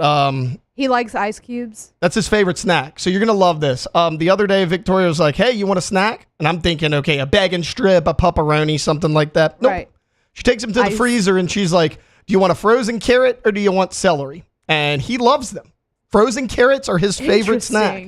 Frozen carrots. Okay. They freeze them and he chews on them for about 40 minutes and that leaves him from jumping on me. So my neighbors have a golden retriever and she loves carrots, but I've never they don't freeze them for her, but she loves carrots. So I guess I'm going to tell them to try freezing them. Frozen carrots. It takes them but she loves ice 20 minutes. too. If she hears, if you're getting ice and she hears a little ding or whatever, because you know how sometimes the ice we got him like that as well. Yeah, she runs and tries to come get some ice. All right, look, getting back into sports here for a little bit. I teased that we are going to talk a little NFL free agency here and kind of do want to give you a rundown of the rest of the show. So we're going to talk a little NFL free agency here. We're going to be joined by Matthew Paris in the next segment of NOLA.com. He was at the NFL Combine. We're going to recap his time at the Combine, talk a little New Orleans Saints draft strategy as well. We're going to play Would You Rather Wednesday. We're going to bring back that old segment at about 8:30. Get you a little bit of UFL to close out hour number 2. And then in hour number 3, we're going to talk Final Four. We're going to make fun of my bracket that's hanging up here on the wall that just has an immense amount of X's all over it. Jace LeJeune with Gridiron Football is going to hop on at 9:15 to talk some LSU spring practice as he was out there yesterday. But right now, I do want to talk some NFL free agency because the New Orleans Saints are looking for a receiver, right? And we fully expect them to take one in the upcoming NFL draft. Well, I was glancing at the NFL free agents yesterday, and I noticed there are some decent free agent receivers still left, but I'm starting to wonder if what's happening with running backs having a shelf life is happening to these receivers as well. Now, not the big-time receivers, obviously, but kind of your middle-of-the-road guys, your guys that are 2 and 3 on teams. Are they just being replaced by the younger receivers in the draft? Because you go watch in the first round of the NFL draft and see how many receivers are taken in the first round. I bet it's probably 4 or 5. And it's been like that for the last couple of years. I mean, the youth movement at running back is there, and the youth movement at receivers right there along with it. So let's look at some of the top free agent receivers. I mean, the first one that Saints fans are going to notice is Hunter Renfrow, because he's been linked to the Saints since you traded for Derek Carr. They had a good season together a few years back. Hunter Renfrow, 3 years removed from a 1,000-yard season. He was their number one receiver that year because, look, that's the year that they fired John Gruden with his scandal. Henry Ruggs went to prison that year. He was your number one receiver. So it was really Derek Carr, Hunter Renfrow, Josh Jacobs, and a bunch of injured guys. I mean, that was your team. Hunter Renfrow stepped up in a big way. The year after that, he got injured, was never able to find his form, and then last year he kind of fell out of favor with the new coaching staff. Is that a guy you want to bring in? If you get him for the right price, sure, but what are we looking for? You're looking for that bigger-bodied receiver, right? Because you already have Rashid Shaheed and Chris Olave. What can Hunter Renfrow really do that those guys can't? How about DJ Chark, a guy that we here in Baton Rouge are familiar with, the former LSU Tiger? He's a big-bodied guy. He's 6'2", 6'3". You also got Michael Gallup out there. He's a 6'3" receiver. He's played for the Cowboys for a number of years. He's often injured, but when he's on the field, he's productive. Russell Gage is available, another former LSU Tiger. He missed all of last season with an injury right before the season started. How's he going to bounce back from that injury? And then you got Tyler Boyd, who was recently released from the Cincinnati Bengals. Boyd hadn't had quite the injury history of those last few guys, but he's 29 years old. So you got 29-year-old Tyler Boyd. You got Hunter Renfrow, DJ Chark, Michael Gallup, Russell Gage. What do all those guys have in common? They've all recently suffered injuries, and you don't know if they've been able to come back from it. Michael Gallup, he was never the same after his latest injury. DJ Chark did not have nearly the production that the Panthers hoped he would have. I think Bryce Young is a big factor in that, but DJ Chark, a little bit of a disappointment in Carolina. Hunter Renfrow, we talked about it, had a big year 3 years ago. Then 2 years ago, he's in and out of the lineup with injury. Last year, kind of falls out of the rotation. Russell Gage, he missed all of the year with an injury. How's he going to bounce back? So as much as I would like the Saints to sign a receiver, I think they're better off looking at the NFL draft. And the reason this was brought up, I saw an article the other day, me being a Cowboys fan, I was looking at different articles, and it said that the Cowboys and Ezekiel Elliott are actually open to a reunion. They have mutual interests. If you remember, they moved on from him. He was not on the team last year. He was with the New England Patriots. And I started to think, I was like, is that something that Zeke really wants to do? I mean, he's got to have other options out there, right? But that's not the case. I mean, we hear about the youth movement at running back all the time. Where would Zeke go if it wasn't the Cowboys? The Rams? I mean, they have Kyron Williams, who was awesome last year. He was a godsend to that running game. He could go there and he could be a backup. He could kind of be a 1-2 punch, a veteran presence behind a young and talented running back. Giants are out there. You just lost Saquon Barkley. You replace him with Devin Singletary, but Singletary's never been a big enough guy to be an every down running back. But outside those two spots, that's probably it. If Zeke wants to win, I mean, I know I put down on the Cowboys a lot, but that's probably his best option if he wants to win. I mean, are the Rams and Giants really in a better spot right now than the Cowboys? Probably not. And then I started thinking, is Zeke the only old free agent running back out there? And I still think Zeke has a lot left. I know everyone says, oh, well, he's washed up. He's 28 years old. That's why the Cowboys moved on from him. I thought they made a mistake moving on from him. Because his final year in Dallas, he started 14 games. But keep in mind, it was a 50-50 split in the backfield between him and Tony Pollard. Splitting the backfield, he still had over 800 yards and double-digit touchdowns. Even last year with New England, he was kind of the better of the two running backs between him and Ramondre Stevenson. And New England, they were high on Stevenson going into the year. Zeke finished with 642 yards rushing. He had 3 touchdowns, caught a few passes out of the backfield. I mean, I still think he's a solid back, but it just goes to show you, I think, that the receiver position and the running back position, as far as veteran free agents, they're not as far apart as you might think. Kareem Hunt's still out there. He's a guy that's been productive his whole career. He's 28 years old, same age as Zeke. You don't see a ton of teams knocking down his door right now. Marlon Mack's out there. He's a guy that's been injured a lot, but when he's on the field, he's been productive. He's still a free agent. And why go after those guys when you still have some younger free agents? Now, it is worth noting that Clyde Edwards-Helaire, who had been a free agent, he did re-sign to another deal with the Kansas City Chiefs.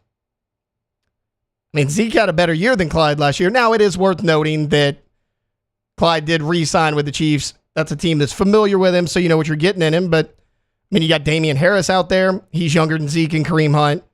Cam Akers is younger. J.K. Dobbins, but he's so hurt all the time, I don't know if you can do it. That's not counting the players in the draft. So players like Ezekiel Elliott and Kareem Hunt are going to have such limited options because you got younger guys in free agency like Damian Harris, Cam Akers, and all these running backs in the draft. I mean, I don't think a running back's going to be taken in the first round of the NFL draft, and you still have a lot of solid players out there. Jonathan Brooks is coming off of an injury, but he was great at Texas. Blake Corum, you expect him to be second-round pick.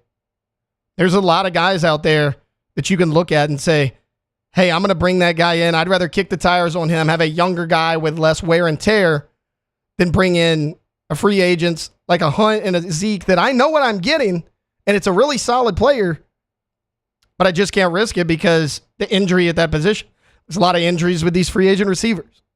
And going back to it, we talked about Hunter Renfrow, DJ Chark, Michael Gallup, Russell Gage, Tyler Boyd, and all these guys were at one time considered guaranteed starters at the receiver position. They're all looking for jobs. As far as the running backs go, I mean, how many starters in the NFL at running back are there over the age of 27? 2. Aaron Jones he got let go by the Packers. He's going to the Vikings. He's 29 years old. And then Derrick Henry, he's with the Ravens now. He's 30 years old. Outside of him, that's it. And it's kind of looking that way at receiver as well. So I say all that to say this. I've been wanting the Saints to sign a free agent receiver. I mean, I'm waiting. I'm like, hey, look, any day now the Saints are going to announce that they've signed another receiver. I think your best option's in the draft. You got big-bodied receivers, and there's a ton of value in some of the later rounds. You don't have to spend a first-round pick on him. I fully expect that to be offensive line. We've heard Keon Coleman's name a lot in the second round. Roman Wilson's a guy that could be there in the second round. Xavier Legette's a guy that could be there maybe even a little bit later than that. I would much rather him take a chance on one of these younger receivers than these a little bit older and often injured free agents. All right, look, that's going to wrap up our free agent talk for the day. We are going to continue our Saints talk in the next segment. We are going to be joined by Matthew Paris coming up. Times Picayune, The Advocate, NOLA.com. He's all over the place. He's going to join us. He was at the NFL Combine. We'll get his reaction from the Combine. Who stood out to him, some risers, some fallers, what the Saints may do in the draft. That's coming up right after this break here on 104.5 ESPN Baton Rouge. Off the Bench with Hester and T-Bob. ESPN Baton Rouge, New Orleans, Alexandria, and 1130 The Tiger. K to Z window coverings, KTOZblinds.com. K to Z Blinds. Go there today for all your window coverage. Get Brandon Barton out to your home. Take advantage of the decades of experience and let him change your home drastically. Okay, both aesthetically and functionally from a utility standpoint. If you have like a outdoor living space that you need covered, if you have a baby room, a master bedroom, maybe a theater room, man cave, like whatever the case may be, let Brandon go into your home, figure out exactly how your home interacts with sunlight throughout the day, and then customize a plan for you. KTOZblinds.com. Go to the website to see what they can do for you and your home. But honestly, just get the consultation set up. 225-228-0855, because like T-Bob just told you, they're going to come into your home and they're going to know your space like in 5 minutes. And they're going to tell you exactly what you need for your home to have the best function there. Go to the website to check it out again, K2ZBlinds.com. In times of need, get a full list of phone numbers, websites, and other important emergency information on the Demco Stormwatch page at 1045ESPN.com. There it is, the extra mile, on the border of expected and extraordinary, for those willing to go further, like vans customized for work or play, with safety and tech to keep you connected, supported by a 5-star sales, service, and finance team, and backed by the 1-star you know. So go the extra mile.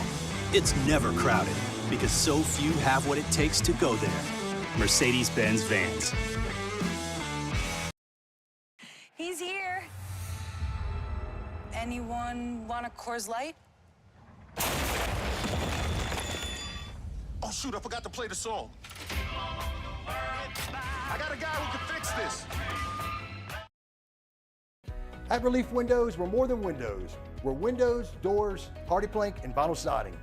But our number one product is always customer satisfaction. Visit us online at reliefwindows.com. Oh, by the way, we do shutters too. Gulf Coast Bank and Trust is giving our customers the power to bank anywhere, anytime during this challenging event. And we're right there with you. Our mobile banking app is a smart way to manage your money and time. Gulf Coast Bank and Trust, the bank that cares about you. Breck teamed up to reimagine your parks, and you imagined big. With your help, we went to work, creating 12 beautiful community parks across the parish.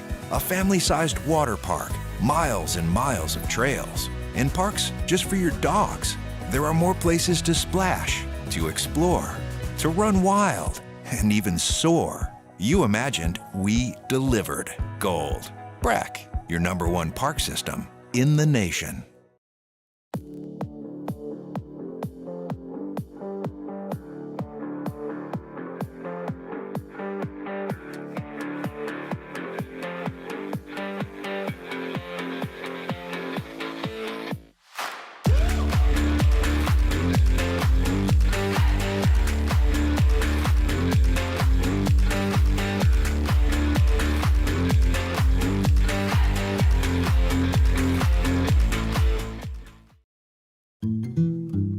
Power up your next project with John Deere Deals by Sunshine. Whether you're working hard or playing hard, our knowledgeable team will help you find the right product for you. Ask us about our amazing tractor package promotions. Learn more about what it means to be powered by Sunshine at sunequip.com.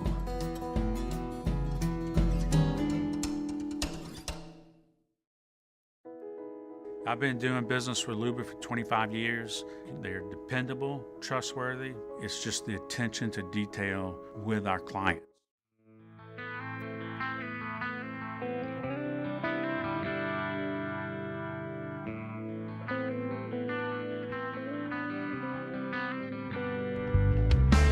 All-Star Toyota presents Off the Bench with Hester and T-Bob. ESPN Baton Rouge, New Orleans, Alexandria, and 1130 The Tiger.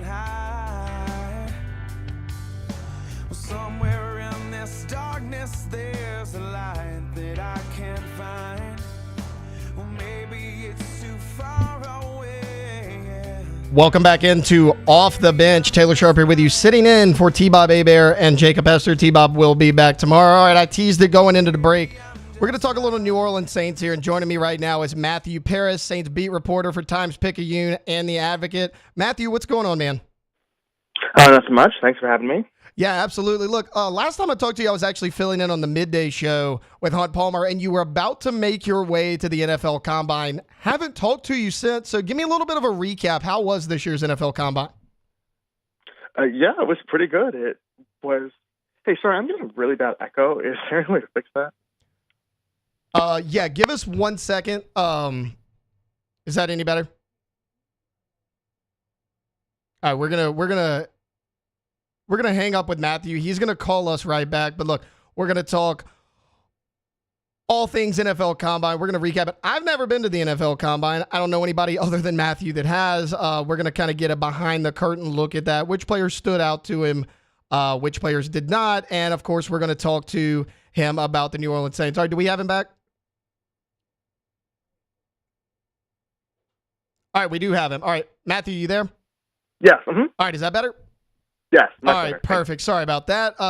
Technology in 2024, what are you going to do? All right, anyways, give us a little recap of the NFL Combine. Maybe which players stood out to you, and who do you think maybe kind of hurt their case? Yeah, I was really impressed by, I know Malik Neighbors didn't run, but just being around him, and, I don't cover LSU, so just kind of seeing the LSU kids for the first time. I mean, Brian Thomas was really impressive. I think he ran, I don't remember his exact 40 time off the top of my head, but I believe it was under 4.3 or in that range. And so, yeah, I don't necessarily know who hurts their case. A lot of the Combine, at least for beat reporters, is just going there, trying to network with, honestly, Saints people or other NFL people.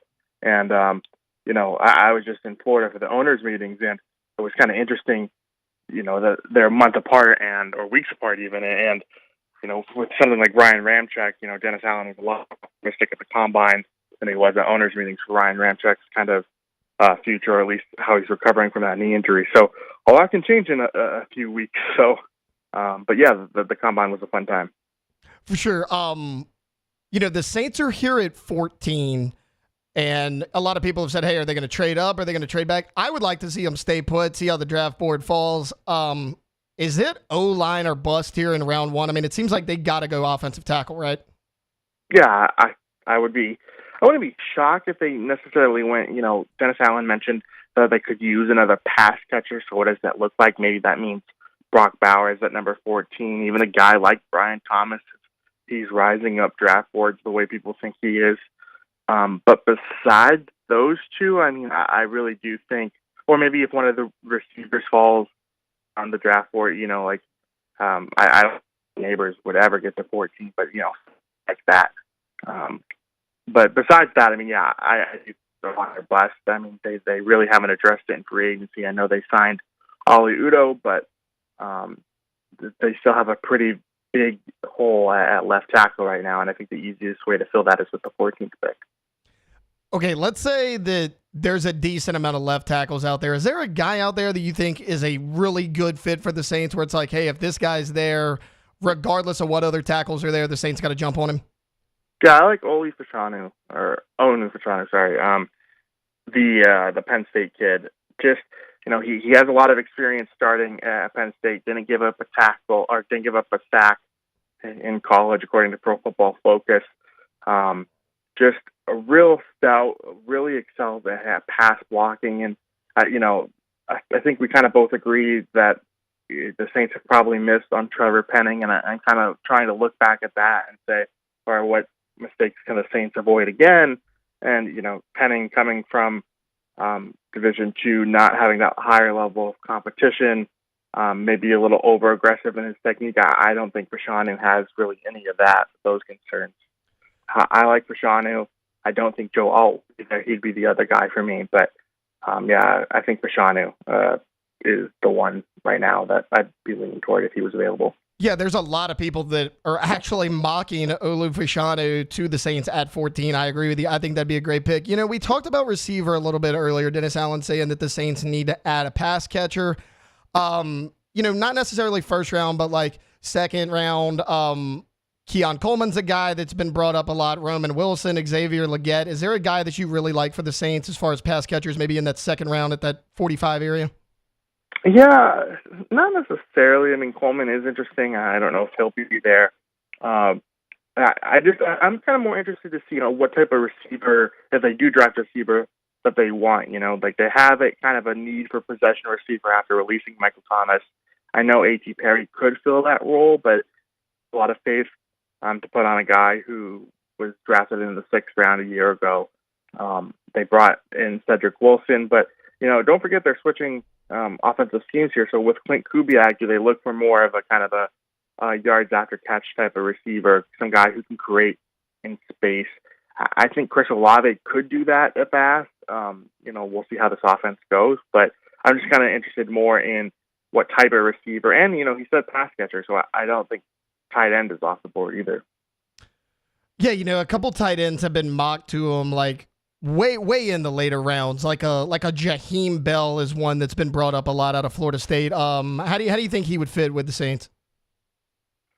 I haven't done a lot of research into the tight end class right now, just because I've done more offensive line, even defensive line, kind of looking at more at the top. But I do think, just generally speaking, they had those 3 5th-round picks, and so having that on day 3, assuming they don't trade up or trade those picks away, I think it gives the Saints a little bit of flexibility to take kind of a position that they may be set on that isn't a huge need, but they can still afford to have, some flexibility there. Because I think tight end, it's not the best position on New Orleans roster by any means, but I think it's a solid group overall. So if they didn't address it in the draft, maybe that's a position they look to fill in the kind of the back half free agency. But I think they're pretty set there. Matthew Paris joining us right now. Matt, if for some reason, pieces fall a certain way and the Saints don't take a pass catcher in this draft, what are your thoughts about A.T. Perry kind of making a year 2 jump? Because he's a guy that a lot of people seem to be excited about. Yeah, I really liked what he did for them at the back half of the season. He showed some really impressive verticality, or being that kind of threat in the red zone. I know he had that miscue with Derek Carr in, I believe, the Falcons game, but he made up for it. But in the finale, the last time they played the Falcons, and I do think there's something there. A lot of people, when the Saints kind of have didn't believe that he lasted until the 6th round, had a really productive college career. So, I do think there's potential there. It's just, I think you've got to be careful when you're the Saints if, you can't necessarily rely on it too much, but I do think there is potential there. You just can't pencil him in. But, that he's going to have to compete and prove he's worthy of a spot, but I think he can do it for sure. And, we've been talking a lot about the offensive line, but, somewhere else that's a little bit of a concern is on that defensive line. Who are some defensive tackle prospects you've been looking at? Yeah, defensive tackle I haven't necessarily looked at as much. That was actually something I was going to do today, funny enough. But, I do think, that they lost Malcolm Roach in free agency at the Broncos. They would like to improve their run defense overall. That is another position that I think in the later rounds on day 3 that they could address for sure. I mean, they invested so heavily in that position last offseason, and I think they got solid returns, but you would also expect someone like Brzee to make another leap in here too. They have Shepard still under contract. I think they're okay at that spot, but I do think they will miss Malcolm Roach. And so, yeah, if you look at the later rounds of the draft, I think that's kind of the area where it makes sense for them. A spot that, because we talk all the time about corner, right? I mean, Marshawn Lattimore, everybody's like, oh, is he going to be traded? Is he not? Right now, it looks like that's not going to happen. And you have him, Alante Taylor, Paulson Adebo. You look really good at the corner spot, but at safety, you're pretty young. I mean, you have Jonathan Abram out there, the former first-round pick, and Jordan Howden, who did a lot of good things for you as a later-round pick last year. Are they comfortable with those two guys? Because they haven't been super aggressive in free agency, or could you see them targeting a safety in this year's draft? Yeah, it kind of depends on how it shakes out. I think that they don't forget they re-signed Tyrann Mathieu. They reworked his deal, so he's back at least for another year. They re-signed Ugo Amadi, who played well down the stretch in nickel situations after Alante Taylor got benched there. They have some bodies to work with. I think they would expect another jump out of Howden for year 2. But I do think, if there is a safety sitting there, maybe in the later rounds, that's an area they could target. But I'm going to let those guys compete and see how it shakes out for the slot across from Matthew. All right, that is Matthew Paris, Saints beat reporter. Matthew, I've kept you long enough. Thank you so much for hopping on with me today.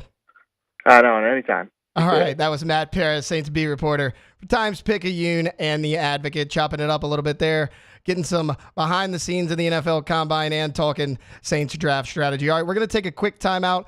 Coming up on the other side of this break, we're going to play a little Would You Rather Wednesday. We're going to get Cassie and Alondra, all three of us. We're going to chop it up. That's coming up on the other side here on Off the Bench, 104.5 ESPN Baton Rouge. Off the Bench with Hester and T-Bob. Go to Tommy's Windows, Doors, and Siding, GEAUXTommys.com. Tommy came, it's kind of funny, man. Tommy came down from Virginia many years ago, Jake, to play in the Golden Band from Tigerland. He doesn't like it so much, he decided to stay. Then after he graduates, starts working with Windows. Okay, 27 years Tommy's got in the game. After 2 decades working for somebody else, said, you know what? I've learned a lot. I'm ready to strike out on my own. And Tommy's has grown in those 7 years, taking home 7 Angie Service Awards in a row because of those 2 decades of experience and how to treat your customers and how to provide them with whatever they need. Any type of door, Werner vinyl windows, Hardy Planker vinyl siding. It's all there at GEAUXTommys.com. You'll love Tommy and the staff. We can promise you that. You also love the website when you go there. Check out what they've done in the past and what they can do for you. So go to that website today. Go to Tommys.com. Call them at 225-250-8808. Our listeners fire off their opinions on the jimsfirearms.net hotline at 499-1045. Keep listening for your next chance to shoot us your thoughts with the jimsfirearms.net hotline on 1045 ESPN Baton Rouge. Breck teamed up to reimagine your parks, and you imagined big. With your help, we went to work, creating 12 beautiful community parks across the parish. A family-sized water park, miles and miles of trails, and parks just for your dogs. There are more places to splash, to explore, to run wild, and even soar. You imagined, we delivered gold. Breck, your #1 park system in the nation. There it is, the extra mile, on the border of expected and extraordinary, for those willing to go further, like vans customized for work or play, with safety and tech to keep you connected, supported by a 5-star sales, service, and finance team, and backed by the 1-star you know. So go the extra mile. It's never crowded, because so few have what it takes to go there. Mercedes-Benz Vans. Electricity is all around us, and our families depend on it. Every day is sparked by the power of a cold drink or a warm meal, a movie night, and a comforting light at the end of a dark hallway. From sunrise to sunset, playtime to bedtime, our team is ready to take care of your electrical needs. Even in the case of an after-hours emergency, the light in your life shines brighter with Mr. Electric. Hey, it's Matt Moscona. For years, you've heard me tell you about Insurance Network of Louisiana, helping you find better coverage for less money. But it's not just for your home and auto. They also offer commercial property. So, retail stores, professional offices like doctors, dentists, attorneys, clothing boutiques. Insurance Network of Louisiana can find you better coverage for less money. They service the entire state of Louisiana, and they're local. So call today at 293-0450 or lainsurance.net. Bayou Chrysler Dodge Jeep Ram is taking $22,500 off the new 23 Ram 1500 SCA truck. We're open for business in our beautiful new showroom and taking $22,500 off the new Ram 1500 truck. All new Bayou vehicles come with a 1 million mile warranty. The crew at Bayou Automotive is going to do right by you. Yo, Jake here from my friends over at Community Steel Company located in Gonzales, Louisiana. The local place you can turn to for all of your metal building needs. Notice I said local, not Houston, not Dallas, not Atlanta, but right here in Gonzales. Visit them at their brand new state-of-the-art website at communitysteelco.com or pick up the phone and give them a call today to answer all of your questions on your metal buildings, roofing and sheet metal, and any other steel needs you or your business need at 225-647-2020.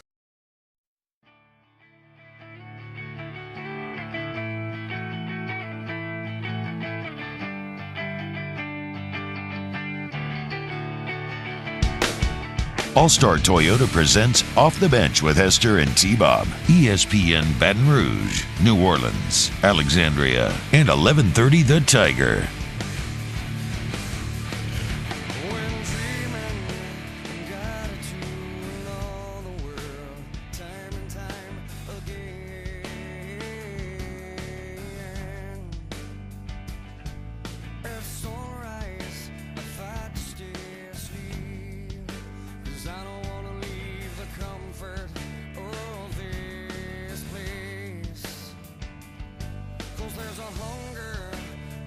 All right, welcome back in to Off the Bench. I didn't want to cut it off. I know. I didn't know if you were like pulling a T-Bob where he just kind of lets the song ride. No, I was listening to it. I was like, here we go. Jam. But you know what?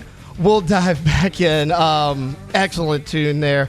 All right, I teased it going into the break. We're going to play a little Would You Rather Wednesday. It's a segment that we used to do a long time ago on OTB. Never really figured out why we stopped doing it. I like it. It kind of takes us away from the sports talk as much as I can get away from sports talk. I know it's nothing like when T-Bob's up here, but Alondra, Cassie, myself, we're going to chop it up a little bit. So let's dive right into it. Let me keep this playing in the back. Yeah. Keep some tunes underneath this. With a little Would You Rather Wednesday. I'll start off with a first question, and you guys don't have to answer this if you don't want, but would you rather a Saints Super Bowl or a Pelicans NBA title? For me, I would rather a Pelicans NBA title. One, it's the team that I pull for. Yes, I am a Dallas Cowboys fan. Make fun of me for it. Everyone else does. The Pelicans are the team I pull for in the NBA. Also, I've already seen a Saints Super Bowl. As great as it was, I've seen one. I haven't seen the Pelicans even sniff that. That would be a historic run and something that I never thought would be possible. So clearly for me, it is Pelicans NBA title. No question about it. Yeah, I think seeing the Pelicans get a national title would be pretty cool, or an NBA title would be pretty cool. But to me, just like, I wasn't here when the Saints won the Super Bowl. For sure. I was a Saints fan. I've always been a Saints fan, but I would love to see the Saints win a Super Bowl in the Dome. And I want to be at the Dome when they do it. You would have loved it because you know how crazy Saints fans are. Yeah. Alondra, I was in 8th grade when they won that game. At our school, the entire week leading up to that game, because the Super Bowl is obviously on a Sunday, we got to wear like our favorite Saints jerseys. They gave out snacks and they named them after the different players, and they were Saints themes and everything. I mean, it was out of control, and that wasn't even in New Orleans. Yeah. I mean, I can't imagine what it was like. Now, if someone asked me, hey, would you rather go to an NBA title or an NBA Finals or the Super Bowl? I'm picking the Super Bowl just because of the spectacle of it all, right? It's a show. You got the halftime performance. I love the NBA. One of my goals, I do want to sit courtside for an NBA game, but I've never been to a Super Bowl. So I'd rather go to a Super Bowl, but look, I've already witnessed the craziness of a Saints Super Bowl. As great as it was, I want to see the Pelicans come out on top at least one time. So I was going to suggest an OTB trip to go see the Pelicans play San Antonio, but that's this weekend. Yeah, exactly. And everyone's out of town. Well, Hester, T-Ball's coming back. Hester's out, and like we have that Rock the Country thing this weekend, so it's not logistically possible. Cassie? I think I'd have to go with the Saints. I was pretty young when the Saints won the Super Bowl. I don't remember what exact age it was, but they actually won like the day after my birthday, so it was pretty cool. Oh, yeah, because we have like...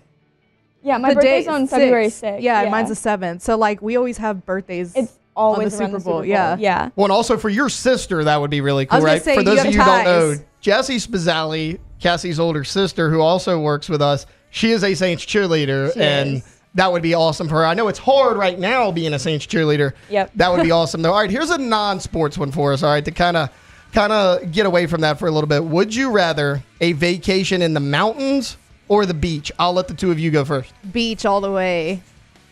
Really? Yeah. I have to go mountain. I don't know. I'm a mountain girl. Oh, I can see that. Yeah, I can see that. So I'm the tiebreaker on this one. The sand just gets everywhere. Yeah, you're the tiebreaker. I'm also going to go mountains. Oh, wow. My favorite trip is to Tennessee. Love Tennessee. We go every year for Christmas. I love the beach, but I've been there, done that. I'm not big on sand. We're actually going to Yellowstone. We were talking about that not long ago for Victoria's birthday this summer. We already got our cabin booked. We're excited. I'm a mountain person. That is 100% where I would go, no question about it. I love them both, but I've always liked look, as much as I like it being hot down here, the only reason I hate the cold weather down here is for mornings like this, right? It's not going to stay cold. Tomorrow it's probably going to be 85 degrees and my sinuses are going to be acting up again. When it's cool, like for June, when we go up there at Yellowstone, the weather's supposed to be 72 degrees in June. I mean, I'm taking that. I'm taking that all day long, no question. And the problem is we're going to have to pack for both hot and cold because like during the day it's supposed to be like 75 and it may drop to like 45 at night. Dang. Because like we're going to stay in northern Yellowstone. Yeah. So like at the top part of that park, so it's going to be even colder up there. But it's pretty cool. Yeah, we're excited about it. All right, would you rather?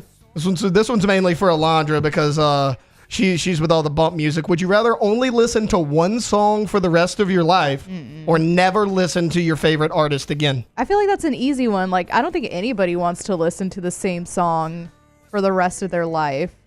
That would be terrible. Yeah, I couldn't handle that. Yeah. So I guess I got to say goodbye to Stone Temple Pilots for this one. Goodbye to Stone Temple Pilots. You're also... I'm in the same boat. I can't listen to the same song on repeat. Yeah. Yeah, we're unanimous. Like whenever I get the same song stuck in my head more than 2 days in a row, I go crazy. I couldn't do it.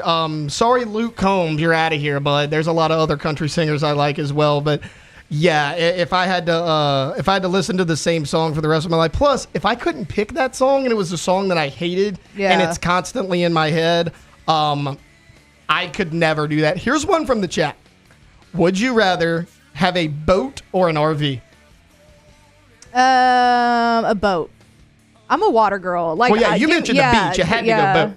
Yeah, I think I'd rather a boat. I could be on the water all day. So my sister and my brother-in-law, they actually have a boat. I love going out. And right here in Louisiana, we got so many bodies of water, right? I mean, you could take it to Lake Pontchartrain. You could take it to Tickfall, wherever you want to take it. Lake Verret, anywhere in Port Allen area. I mean, anywhere you can take it out. So, yeah, I'm definitely going boat for that one. All right. Would you rather, if T-Bob was here, he would fight me for this one. Would you rather go Universal Studios or Disney World? Universal all the way. Dang, I choose Disney. You and T-Bob would be on the same page. I'm going Universal. I don't think this is particularly close either. I think Disney's fun if you're a kid. Yep. Look, T-Bob's a Disney adult. That's fine. That's his thing. It ain't for me. I ain't a Disney adult. I mean, the whole atmosphere at Universal is great. Disney stresses me out. I've never been to Universal, so I feel like I can't really make this decision. But like, my aunt growing up, my aunt was Cinderella in Disney, so like, I grew up going to Disney all the time. And I still love it. Well, you're in luck, Cassie. We are going to Universal in May, and you're coming with us. It's going to be awkward at first, but you're going to have a good time. We're easy to get along with. You're coming with us. Universal's awesome. I am going in late May. My sister goes like 2 or 3 times a year. It's so fun. Not only is it more fun, it's a more adult themed because you don't have all the Disney characters. Yeah. The rides are a little bit better. I'm a roller coaster junkie. They got a lot more of those in Universal than they do in Disney. Yeah. And there's about a third of the people on a busy day. They also have a better Fast Pass system. Well, for Disney now, you have to buy a Fast Pass for each individual ride, which I think is just highway robbery. Yeah. They're about to open Epic Universe in Disney. Universal. That's like a year away. I'm excited about that. They have a Mario Kart ride where it's a roller coaster, but you can't see the track, so it looks like you're actually in Mario Kart. That's pretty cool. I'm excited about that. But isn't the majority like Harry Potter stuff? Like I've never seen. So they have a Harry Potter section in both parks. So you got 2 parks. You have a Universal is super Park. badass. Yeah, you have a Universal Park and an Islands of Adventure Park, but they're all under the Universal Studio area, right? The original one was Hogsmeade, which is in the Islands of Adventure Park. Now they have Diagon Alley in the regular Universal Park. Victoria is a huge Harry Potter fan. I'm not. Harry Potter's never been my thing. I'm shocked. But let me tell you, right? Shocker. Taylor's not a big Harry Potter fan, but the butterbeer there is phenomenal. They got the pumpkin juice. They got all like the snacks that you see on Harry Potter, but like they're actually good. You're not actually eating a frog. They got like the chocolate frogs and everything. Really fun. I enjoy it. Universal Studios, hands down, over Disney World. All right, here's one for you guys. Would you rather only watch horror movies or never watch one again? Man, I don't know. Because I think I love horror movies, but I also can't just imagine myself only watching horror movies for the rest of my life. I'm not a horror person. I can't watch horror movies at all, so that's an easy decision Anybody for me. anybody who was tuned into OTB during the month of October knows that I am a massive Halloween fan. I'm a massive scary movie fan. But I'm with you guys. Yeah. Look, as much as I love horror movies, they're very cliche. You don't have to think about them a lot. They're all kind of the same. I've kind of been there, done that with them, right? I mean, I'm very selective on which ones I'll go see now. I'm like, oh, that looks a little bit different than kind of your run-of-the-mill horror movie. I'll go see that. No, I could never watch only horror movies. So, I would get bored of it probably after the second day. Right. So, I can't watch horror movies, but I can watch, a psychological thriller or something. Yes, Then I think I would have to just, give up horror movies. Exactly. 100%. Which I would hate, but. Because, I like psychological thrillers probably more than horror movies anyways, like you were saying. Seven is so good. Oh, I love the movie Seven. What's in the box? All right. This one's mainly for me. Would you rather Texas A&M win a national championship? Oh, God. Or have Kalen DeBoer win a national championship at Alabama? Myself? This one is no question for me. This is easy. I'm going to catch backlash on this. I'd rather Kalen DeBoer win a national championship at Alabama. I get it. They're a big rival of yours. They've given us so much hurt and so much pain over the years. They have emotionally damaged most LSU football fans for the past 15 years, has the University of Alabama. But you know what? We've gotten through it. We've taken them down a few times. We've upset them. It's always fun. You have a couple national championships of your own sprinkled in there. I need Texas A&M to stay down and continue to be big brother for as long as humanly possible. Yeah. It's one of those things. I made the analogy with T-Bob the other day, and he appreciated it. Seeing Alabama win is like seeing my rival win, right? I'm like, dang, I hate that guy. But you know what? They're a great competitor. Good on them. I'm going to work harder next time to beat them. Having Texas A&M win is like you being in high school and your middle school younger brother finally beats you in something, and they're constantly just yapping in your ear. Yeah. You know that you're better than them. You know that they're never going to sustain any success against you, but they're going to hold that over your head for the remainder of your life. This is easy. Alabama winning a national championship with Kalen DeBoer, hands down, over Texas A&M. What says you guys? Yeah, I agree 1,000%. I jokingly said I'd rather kill myself, but I cannot let Texas A&M really think that they're as good as they think they are. Like, they already think they're good. They would be the most insufferable people on earth if they won a championship. And I don't hate Alabama. Like, I know, I get it, right? I understand it. But I don't know. Like, I don't have that same, like, I dislike them when we go up against them, but I don't have that same, like burning hate that everybody has for Alabama. No, and I get that, and Yeah. you know, part of that you didn't grow And up I hate here, Texas so it's A&M. like Right, yeah. exactly. So, yeah, because you grew up it's more of a UT fan, right. you hate Texas A&M. That makes sense. And see, coming from someone who does hate Alabama with everything inside of them, it's a different kind of hate, right? Yeah. You hate them, but at the same time, you're like, respect. it's a heck of a program, right? Yeah. A&M, I hate them, and I have zero respect for them at the same time. Right. So it's also a little bit worse. All right, Go put your overalls on and do more cheerleading, Yeah, I the guess. Yell leaders are weird. It's not just their football program. Take their football program out of it. Texas A&M is just weird. Yeah. There's probably an Alabama fan or two that I could meet if they weren't obnoxious and be like, I get along with this person. I don't want to talk to anybody from Yeah. Texas A&M. No. I'm good. Yep. I have no interest in drinking vegan smoothies and eating avocado toast. I'll pass. I have an uncle that graduated from Texas A&M, and like it used to be. He's gonna love this conversation. Oh, used to be like whenever Texas A&M and LSU played, it was like always around or on Thanksgiving. And it would be a very tense Thanksgiving in the Villarreal household. It's like, can you pass the sweet potatoes? No, actually, I can't. I cannot because you're an Aggie. You guys just went for it on fourth down and converted. You're not getting the sweet potatoes. No. All right, here's one from the chat. Would you rather drink only wine or drink only beer? I'll let you guys go first. I think I'm gonna go wine. I love beer. I'm a beer girl, but like I think I'm gonna have to go wine. I don't think I can drink beer for the rest of my life like that. There's such a variety of both, but in terms of like the calories and how heavy you feel after you drink it, I'm gonna have to go wine. I honestly don't like either of them. I just turned 21 in February. Right, she just turned 21. I probably just haven't tried You're one that still I like dabbling. yet. Yeah. But in this moment, I don't really like beer. You should try some champagne. I let you guys answer it because I feel like I'm a little bit more obvious than you guys. Clearly for me, it's beer. Yeah. My wife loves wine. I can't stand wine.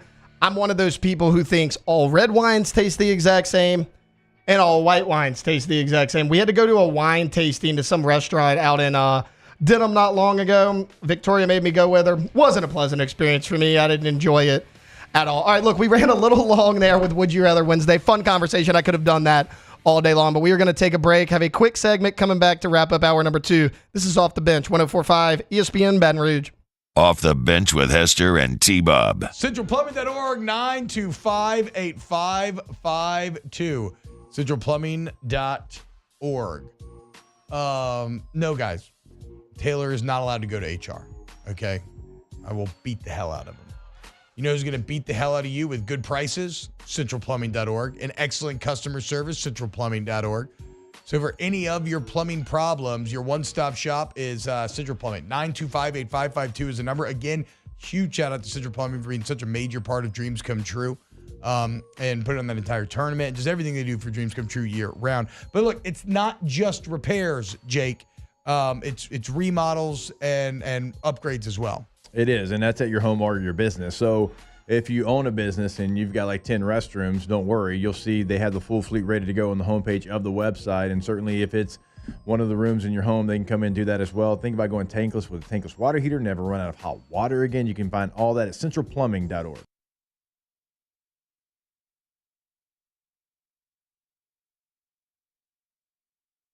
In times of need, get a full list of phone numbers, websites, and other important emergency information on the Demco Stormwatch page at 1045ESPN.com. Bayou Ford has the new inventory to get you in a new Ford truck or SUV today, or customize your next vehicle just the way you want. All new Bayou Ford vehicles come with a 1 million mile powertrain warranty. The crew at Bayou Ford is going to do right by you. Gulf Coast Bank and Trust is giving our customers the power to bank anywhere, anytime during this challenging event. And we're right there with you. Our mobile banking app is a smart way to manage your money and time. Gulf Coast Bank and Trust, the bank that cares about you. It was a humid day, barefoot children play, looking for that summer shade. Time just slips away. Oh, Louisiana, some kind of hold on me. Like cypress stumps, your roots are planted deep inside of me. Jerry and Benny Payne began Central Plumbing Company out of their driveway in Tanglewood Subdivision. 50 years later and 4 generations down the road, we continue to serve Baton Rouge and the surrounding areas for all of their plumbing needs. Residential, commercial, industrial, or hospitality, Central Plumbing is here 24/7, 365. We want to thank our customers, family, and friends for 50 years of success. And looking forward to 50 more. Power up your next project with John Deere Deals by Sunshine. Whether you're working hard or playing hard, our knowledgeable team will help you find the right product for you. Ask us about our amazing tractor package promotions. Learn more about what it means to be powered by sunshine at sunequip.com.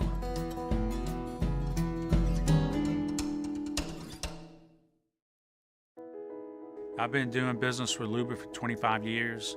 They're dependable, trustworthy. It's just the attention to detail with our clients. Our folks have years and years of experience. They're highly trained professionals, but many companies have that asset. What I'd like to think makes Luba a bit different is that we use those talents in a way that truly is dedicated to serving the needs of the folks who depend on us.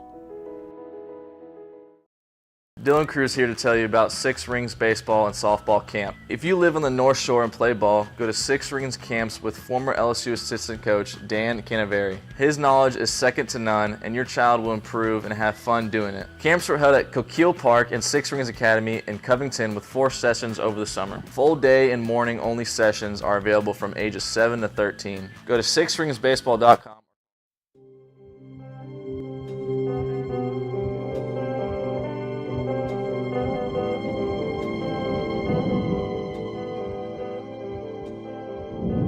All-Star Toyota presents Off the Bench with Hester and T-Bob. ESPN Baton Rouge, New Orleans, Alexandria, and 1130 The Tiger.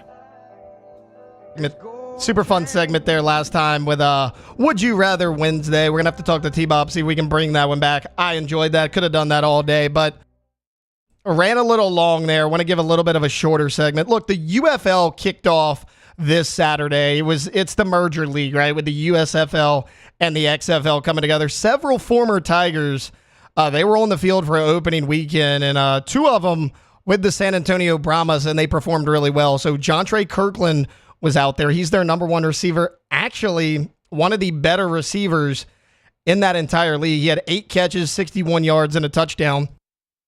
And then for the second Tiger, this is a name that all of you will remember.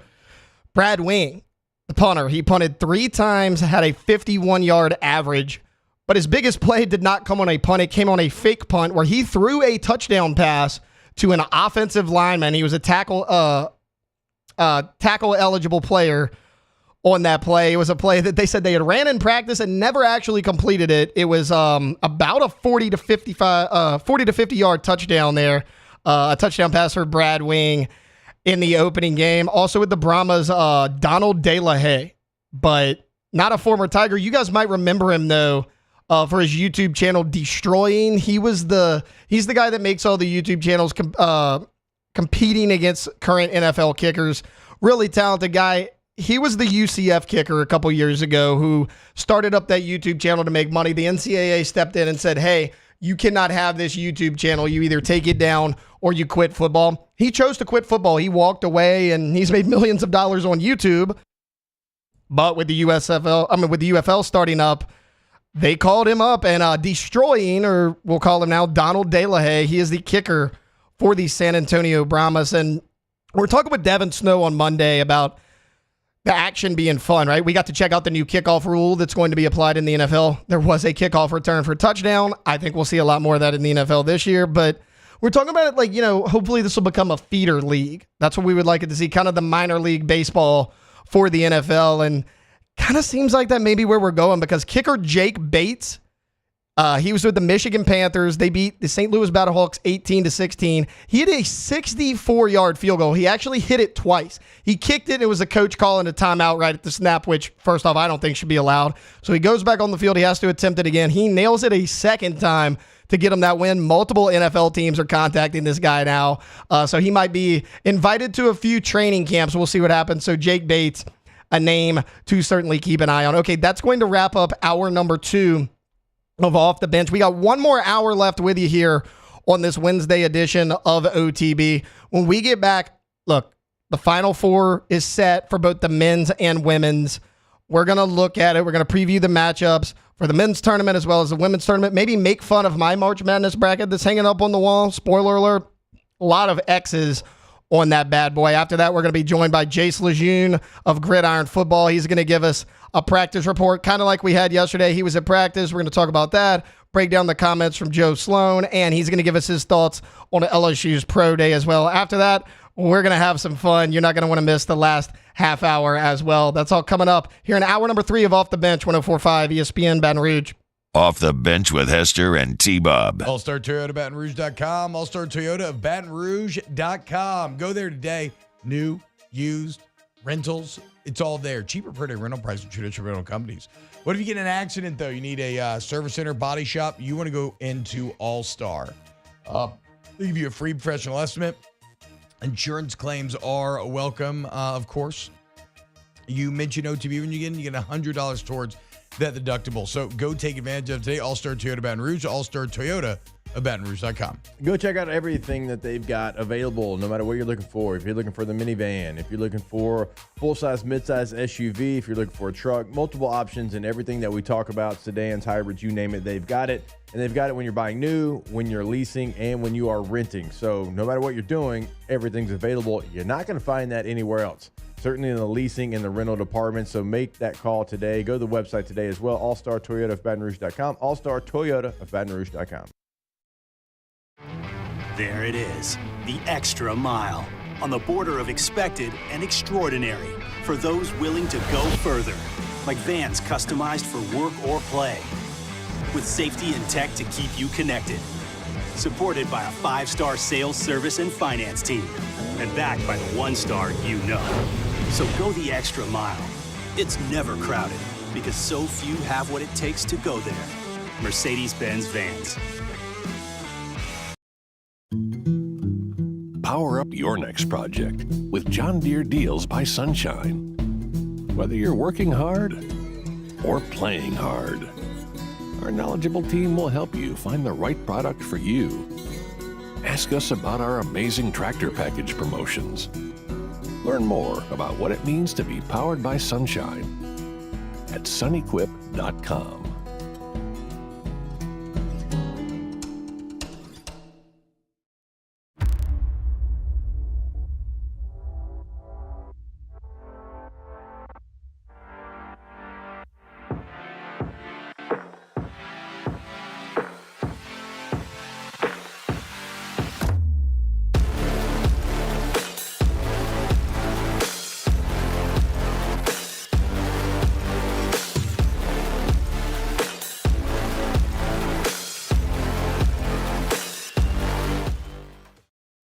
Breck teamed up to reimagine your parks, and you imagined big. With your help, we went to work, creating 12 beautiful community parks across the parish. A family-sized water park, miles and miles of trails, and parks just for your dogs. There are more places to splash, to explore, to run wild, and even soar. You imagined, we delivered. Gold. Brack, your #1 park system in the nation. Electricity is all around us, and our families depend on it. Every day is sparked by the power of a cold drink or a warm meal, a movie night, and a comforting light at the end of a dark hallway. From sunrise to sunset, playtime to bedtime, our team is ready to take care of your electrical needs. Even in the case of an after-hours emergency, the light in your life shines brighter with Mr. Electric. Hey, it's Matt Moscona. For years, you've heard me tell you about Insurance Network of Louisiana, helping you find better coverage for less money. But it's not just for your home and auto. They also offer commercial property. So, retail stores, professional offices like doctors, dentists, attorneys, clothing boutiques. Insurance Network of Louisiana can find you better coverage for less money. They service the entire state of Louisiana, and they're local. So call today at 293-0450 or lainsurance.net.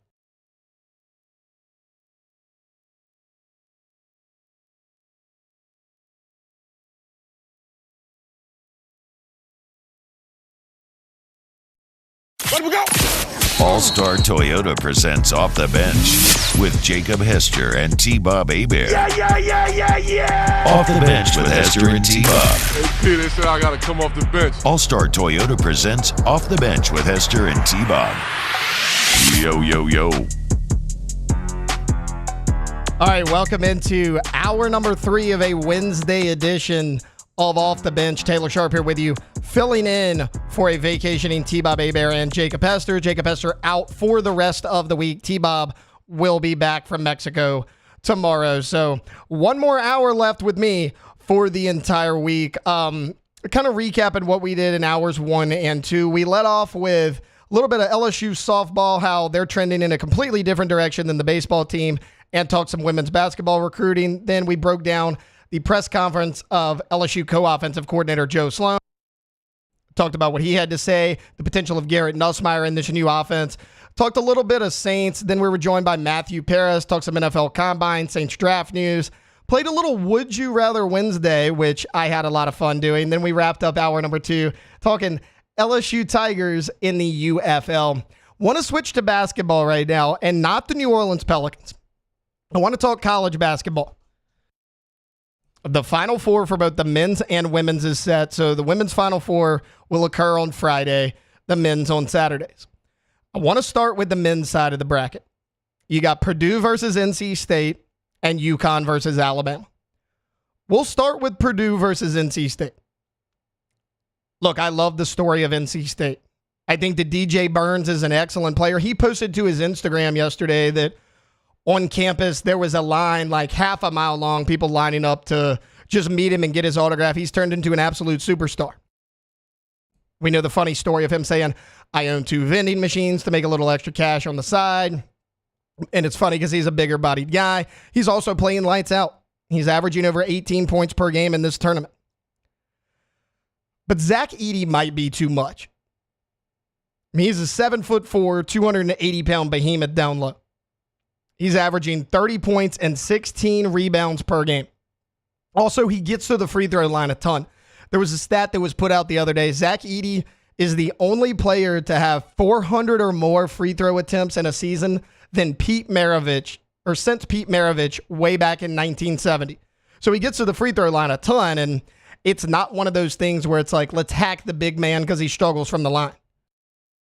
He's not great from the free throw line, but he's serviceable, 71% from the free throw line in his career, so he can knock him down when he has to. It's not just Zach Edey, though. The backcourt of Braden Smith and Fletcher Lawyer, they're a really good combination. They can knock down shots on the outside when needed. When teams collapse down on Zach Edey to try to stop him down low, Edey's a good passer. He can kick it out to Braden Smith. He can kick it out to Fletcher Lawyer. They've been able to knock down shots in this tournament, take some of the pressure off of Zach Edey. I love the story of NC State. We talked about this the other day. Which team are we going to be pulling for in the Final Four? Mine was NC State because it's such a great story. Kevin Keats, the coach that was about to be fired in the regular season. It was 17-14 at the end of the regular season. He's gone on a run, won 10 straight games now, won the ACC tournament, got a $400,000 raise for winning the ACC tournament, a $10,000 raise for getting to the tournament final, and he's got a bunch of contract bonuses for his wins in the NCAA tournament. I think he's collected like about $1.5 million of contract incentives, pretty much doubling his contract at NC State. He also has a 2-year contract extension. So you love the story of Kevin Keats. DJ Burns has kind of captured the hearts of everyone watching. I'm going to be pulling for him. But I think this Purdue team is just too good. And I think the story and the Cinderella run that NC State is on, I think that it does come to an end on Saturday. I think the Purdue Boilermakers are going to get this game for all the reasons I just talked about, right? Zach Edey. DJ Burns is a great post player. He's not 7'4". He's not Zach Edey. Zach Edey's going to be the player of the year, barring something unforeseen. He's excellent. 30 points, 16 rebounds per game. That's incredible. NC State has nobody like that, and that's not even mentioning their backcourt that we talked about a second ago, Braden Smith and Fletcher Lawyer. I like the Boilermakers in this matchup. As far as the next one, let's shift to UConn versus Alabama. Even though I think that on paper, UConn is the best team left out of these Final Four teams, I think this is going to be the better game of the two because Alabama is a scary team due to their ability to score, right? They're averaging around 90 points per game this season offensively. Grant Nelson and Mark Sears for the Crimson Tide, they've been a force, both of them, this entire tournament. Very efficient on both ends of the floor. Mark Sears is showing that he's one of the best guards in the country. He has been incredible for Nate Oates and that squad. Where I worry for Alabama is on the defensive side of things. UConn has been crushing people in this tournament. Alabama has not. Alabama has given up a lot of points to a lot of different teams. They gave up 96 points in their first round game against Charleston. Now, they scored well over 100. It wasn't a particularly close game, but they've given up a lot of points. For UConn, they have won every game by an average of 27 points in this tournament.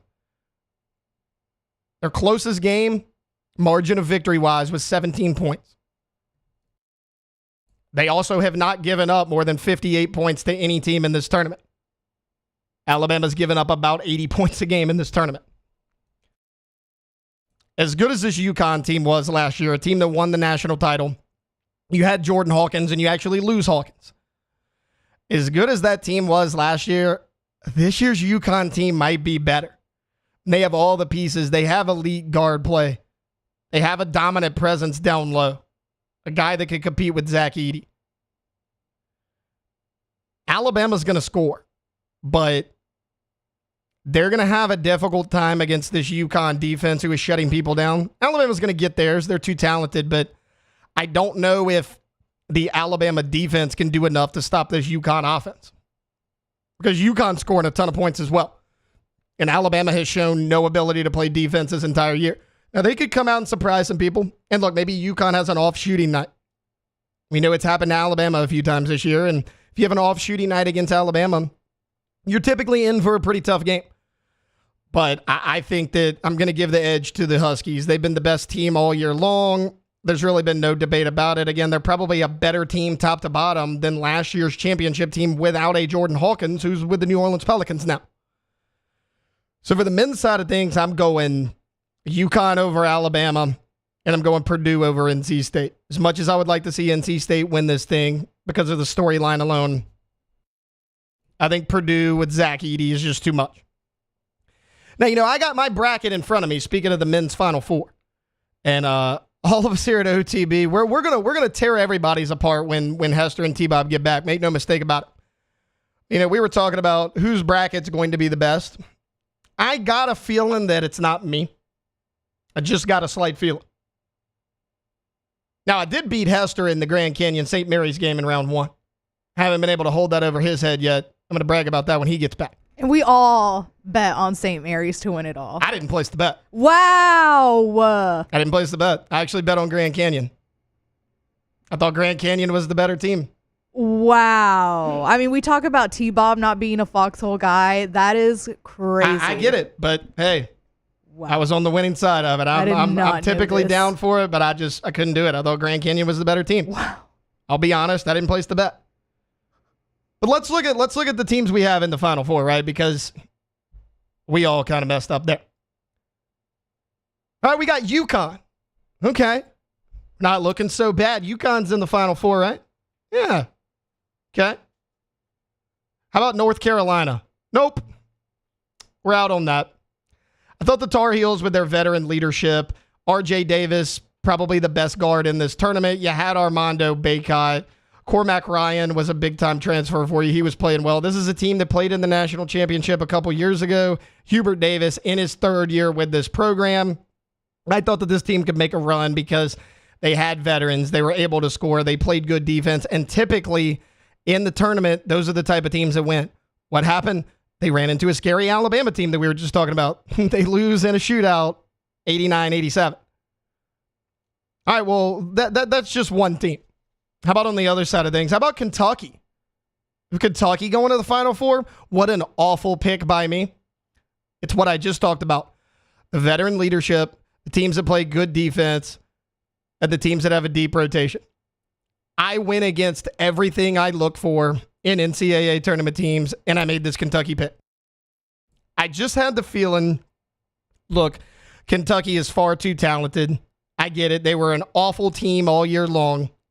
They were very inconsistent. They won some big-time games, but they lost some games that they shouldn't have. LSU right here in Baton Rouge was one of those games. But I looked at their talent, I looked at their depth, and I was like, look, you got two talented guys as good as Reed Shepherd and Rod Dillingham coming off the bench for this team. I was like, if they can make a run and get something going, I think they could surprise some people. Boy, was I dead wrong. They lose to Oakland in the first round of this NCAA tournament in the biggest upset for March Madness this go around. Okay, we're 1-2. We still got one spot left. Clearly, I picked Purdue to beat Tennessee in the Elite Eight. Clearly. Who would not have done that? Well, I would not have done that. I actually picked Tennessee to win that game. So we're 1-for-3 right now. Look, I trusted Dalton Connect. I thought he was going to have a big game, and he did. He had 37 points in that basketball game. But Zach Edey and that team were just too much. That's why I have a lot of confidence in them going against NC State. I saw what they did against a really good Tennessee team. I like Rick Barnes. I think Texas never should have let him go. They're probably regretting that decision now. But look, it is what it is. So we got UConn, but we missed on the next three. Alondra, I saw that during this, you got up and you're like, let me check how my bracket's doing. Yeah. You want to give us your Final Four? It's good. It's wait, not good. It's is not is it good or is it like so bad that it's good? I mean, it's pretty bad. Okay. Hey, I went 1-for-3. So. Here's my Final Four. All right. Houston. Okay. Gone. McNeese.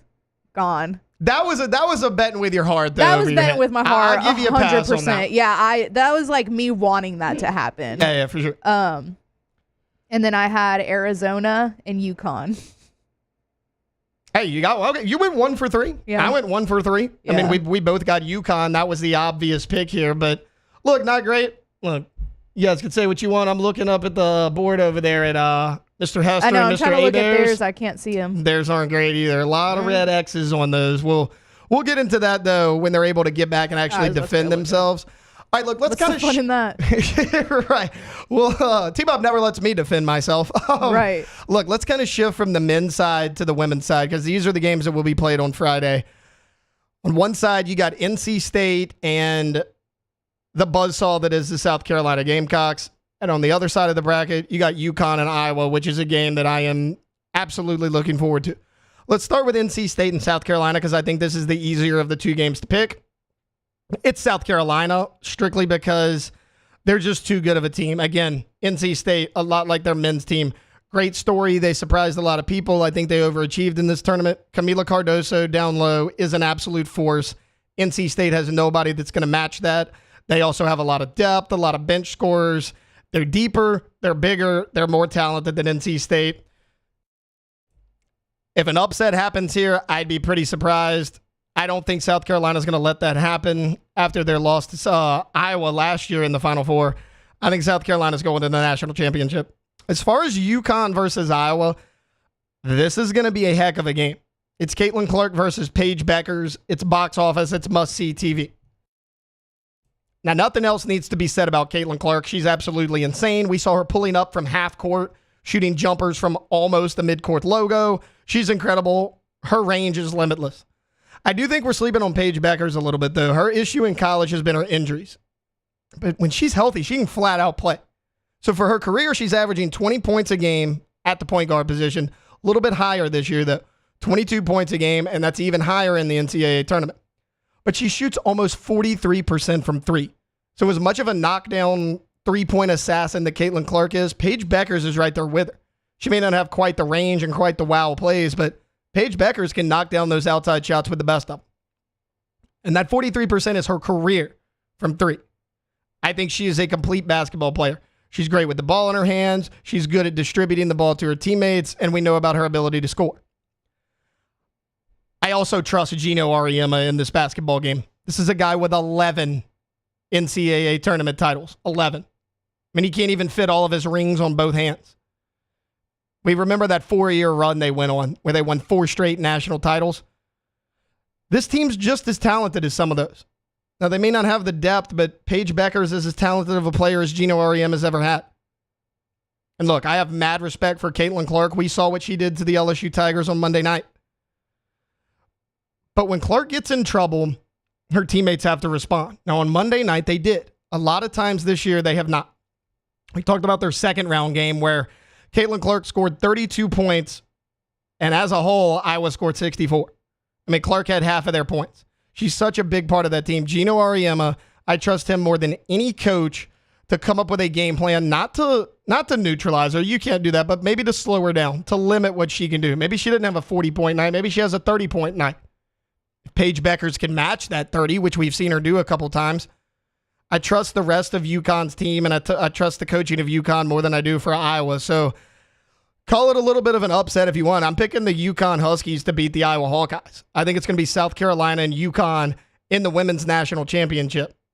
Now, who's going to win it? I'm not sure. That's going to be a heck of a matchup. That's another conversation for another day. But on the men's side of things, I think Purdue and UConn are going to the national title, and I think on the women's side, it's going to be South Carolina, UConn. UConn has a chance for the third time for the men's and women's teams to win a national championship for the same time in the same season. All right, look, we're going to take a quick timeout. That'll do it for our basketball talk today. Coming up on the other side of this break, we're going to be joined by Jace LeJeune of Gridiron Football, get a boots-on-the-ground report from LSU spring practice. He was also at Pro Day. We'll get you all of that and more. That's coming up on the other side of this here on 104.5 ESPN Baton Rouge. Off the Bench with Hester and T-Bob. ESPN Baton Rouge, New Orleans, Alexandria, and 1130 The Tiger. Pinnacle Exterior Construction, PECbuilt.com. PECbuilt.com. If you need fences, pergolas, outdoor kitchens, bulkheads, any of it, it's all there for you at PECbuilt.com. Go look at the website, look at the gallery that they have. What about pools, though? Summer is right around the corner, y'all, and you want to beat the heat this summer with the pool of your dreams? Check out what Pinnacle can offer you. They can do a fully custom job if you want, but their spec pools are very interesting. They're very affordable. There's financing, normal options available, and you choose from a number of templates, and then you choose detail work within the template, so you make it your own, and in 2 weeks, you have a pool. Go to PECbuilt.com. Yeah, a lot of different options. I mean, honestly, like way more than you would think as far as what they can do for you. And those templates are going to be way more than just a kidney-shaped pool. And look, the 2 weeks is the 2 weeks. Like, we are not lying to you. Like, I have seen it firsthand. You'll see it as well. PECbuilt.com. Our listeners fire off their opinions on the jimsfirearms.net hotline at 499-1045. Keep listening for your next chance to shoot us your thoughts with the jimsfirearms.net hotline on 104.5 ESPN Baton Rouge. The Windsor Senior Living Community in Mandeville, Louisiana is a beautiful, vibrant apartment community geared toward seniors. They are nestled right in the heart of Mandeville, where seniors live a more carefree lifestyle in spacious apartments with the peace of mind that comes from having a little extra help. Call the Windsor at 985-624-8040 to schedule a lunch and tour. Come see how the Windsor can be your passport to peace of mind. There it is, the extra mile. on the border of expected and extraordinary for those willing to go further, like vans customized for work or play, with safety and tech to keep you connected. Supported by a 5-star sales, service, and finance team, and backed by the 1-star you know. So go the extra mile. It's never crowded, because so few have what it takes to go there. Mercedes-Benz Vans. Yo, Jake here from my friends over at Community Steel Company located in Gonzales, Louisiana. The local place you can turn to for all of your metal building needs. Notice I said local, not Houston, not Dallas, not Atlanta, but right here in Gonzales. Visit them at their brand new state-of-the-art website at communitysteelco.com or pick up the phone and give them a call today to answer all of your questions on your metal buildings, roofing and sheet metal, and any other steel needs you or your business need at 225-647-2020. Power up your next project with John Deere Deals by Sunshine. Whether you're working hard or playing hard, our knowledgeable team will help you find the right product for you. Ask us about our amazing tractor package promotions. Learn more about what it means to be powered by sunshine at sunequip.com.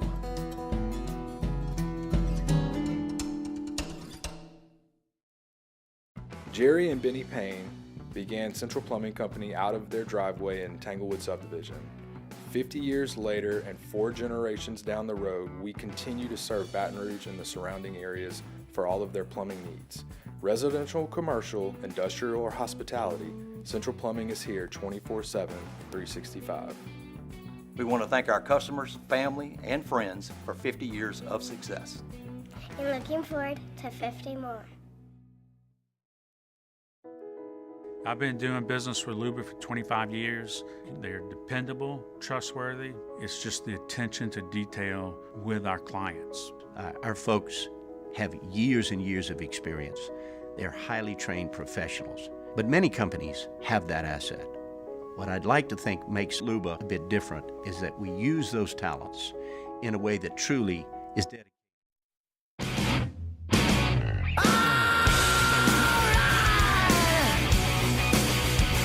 All-Star Toyota presents Off the Bench with Hester and T-Bob. ESPN Baton Rouge, New Orleans, Alexandria, and 1130 The Tiger.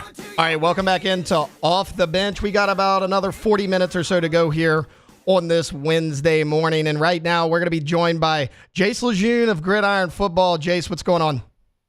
Nothing much, Taylor. Thanks for having me on, my man. Absolutely. Jace, you were at practice yesterday. It was kind of the first practice the media's been to this week. What were your biggest takeaways from the most recent practice? I mean, really not that much. I mean, so far we've had access probably to about 5 or 6 practices. And we've seen really the coaches really interacting with these players, because for spring, it's really a point where it's more about teaching and coaching the fundamentals. And it's really good at this point to see the new coaches coming in, and a lot of them are new coaches, but they're familiar faces. You know, like Blake Baker returning, Corey Raymond, Bo Davis, guys like that. They come back and coach some of these guys. So that's what I'm really keeping my eye on, is just them interacting with the players and how they interact with the players. And, you know, of course, Joe Sloan, you know, working his new role as the OC. So seeing those coaches working with those players has been really good to see. Speaking of those coaches, the defensive staff is almost entirely new faces from a year ago. What have you kind of seen from those coaches? What's the vibe like around the defense? Because I mean, it needs to be revamped in a big way. You're absolutely right, and the coaches have on that side of the ball specifically, they've been very active. I mean, Blake Baker, I feel like you put a helmet and shoulder pads on Blake Baker right now, I think he can go in with those guys. He's been very active and really showing them how to do the drills, just really being active with those guys. And Corey Raymond's been very vocal. Bo Davis, I mean, you can hear him from pretty much across practice communicating with these guys. So those coaches have been hands-on, and they've been really communicating their point to those guys. So they're making sure that they're teaching multiple different ways. And I've really liked what I've seen from the defensive staff, from what we were able to gather. As far as the defense goes, let's stick there with that side of the ball. I mean, Brian Kelly the other day said that Major Burns is in a new role. It's at that star position, which is kind of a glorified nickel, what it sounds like as far as Blake Baker goes. So he's going to be in a new role. We got a lot of young DBs. Obviously, Ashton Stamps and Javian Toviano, they're taking all the reps. Outside of those guys, I mean, are there any young DBs you could see stepping up in this group? Yeah, and I actually like really the depth really behind them because, I mean, Ashton Stamps, Javian Toviano at this point, especially Ashton Stamps, he was kind of an afterthought from fall camp, but he was one of those guys that was like really a big winner really through fall camp. I say a guy to keep an eye out for in the secondary is Deshaun McBride. Now, this is a name not a lot of people really heard about yet, but he is a safety. He is a four-star prospect from Benham Springs. And I really like this guy. When we had access to a full day of practice a couple Saturdays ago, he really stood out. I mean, he's long, 6'3", 6'4", over 200 pounds, has really good ball skills. And he's been able to go one-on-one up against bigger receivers, even bigger tight ends. He went up against Kamorian Timpton one time, one-on-one in practice, and shut him down. So I like his length, and I like his ability to attack the football because he's played a lot of wide receiver as well at Denham Springs. So Ashton Stamps was obviously a guy when he was a freshman going through fall camp last year that everybody kept an eye on, and he played a whole lot last year. Well, Deshaun McBride could certainly be that type of player, and it's just a name to keep an eye out for Tiger fans. I also really like P.J. Woodland at cornerback. He's another freshman that's continued to really look the part. Jair Brown, and then it's really good to see J.K. Johnson. I mean, missed the whole year last year working the drills, and it seemed like he's coming back to speed with everything. And if he comes back fully healthy, then it gives us this group a lot more depth. You know, you were not the first person to tell me to look out for Deshaun McBride. It seems like he's making a lot of plays out there. And look, Major Burns moving to that star role is a prime opportunity for a guy like McBride because he's going to be at that safety spot, and it's really wide open. I mean, you got Jordan Gilbert coming in. Sage Ryan's kind of moving back there. Ryan Yates was a younger guy that played last year, but that spot's wide open, and a lot of people have told me to keep an eye out for Deshaun McBride. Jace, I want to switch real quick to the offensive side of the ball. You were talking about Joe Sloan moving into that OC position. He's a guy that already has familiarity with Garrett Nussmeier by being the QB coach from a year ago. What have you seen the interaction of those guys? I mean, what's the comfortability between Garrett Nussmeier and Joe Sloan? It's a lot because, like you mentioned, Taylor, even though Joe Sloan is the OC, he's been there with Brian Kelly since the beginning. And he's been the quarterback coach this entire time. So I feel like even though Joe Sloan is the OC, it's technically a different role for him. He's still working every day in practice with the quarterbacks, with Garrett Nussmeier, with A.J. Swan, with Ricky Collins, and Colin Hurley. So he's working with these guys every single day. And just having that familiarity with Garrett Nussmeier, with Joe Sloan, being there the last couple of years, it really helps. And I think really helps really both guys. You can see both of them have really been clicking together from what we're able to gather at practice. And, I mean, Garrett Nussmeier has really approached his job from what we're able to see as he's the number one guy, and he's doing all the right things. He said all the right things to us as well, being that guy. And, anticipate a big year for the Nuss Bus this year. As far as the guys behind Garrett Nussmeier go, you mentioned it. A.J. Swan, the Vanderbilt transfer, Ricky Collins, Colin Hurley, their early enrollee. What have you seen from those guys? What's kind of the rotation? Because they're battling it out for QB2. It is a battle. I mean, it's really been back and forth. I mean, one day when we have access to practice, it's A.J. Swan taking the second team reps. And then another day we come in, it's Ricky Collins. And sometimes in the same day, they rotate back and forth. So you already know what you got in Garrett Nussmeier, and he's the guy coming in. But really behind him, that's going to be the question in case something were to happen with Garrett Nussmeier, who you're going to fall back on. And that was really a good luxury to have the last couple of years because if something happened to Jaden Daniels, you knew what you had in Garrett Nussmeier. Now, who's going to be that guy behind him? It's been really good competition. Now, A.J. Swan has had experience starting in the SEC, so that's really good, and that's a big reason why Brian Kelly went out and got him from Vanderbilt. And the Ricky Collins, he's just got a little bit more upside. It's just trying to be more consistent out of him. But as far as his ability and his talent, it's off the charts.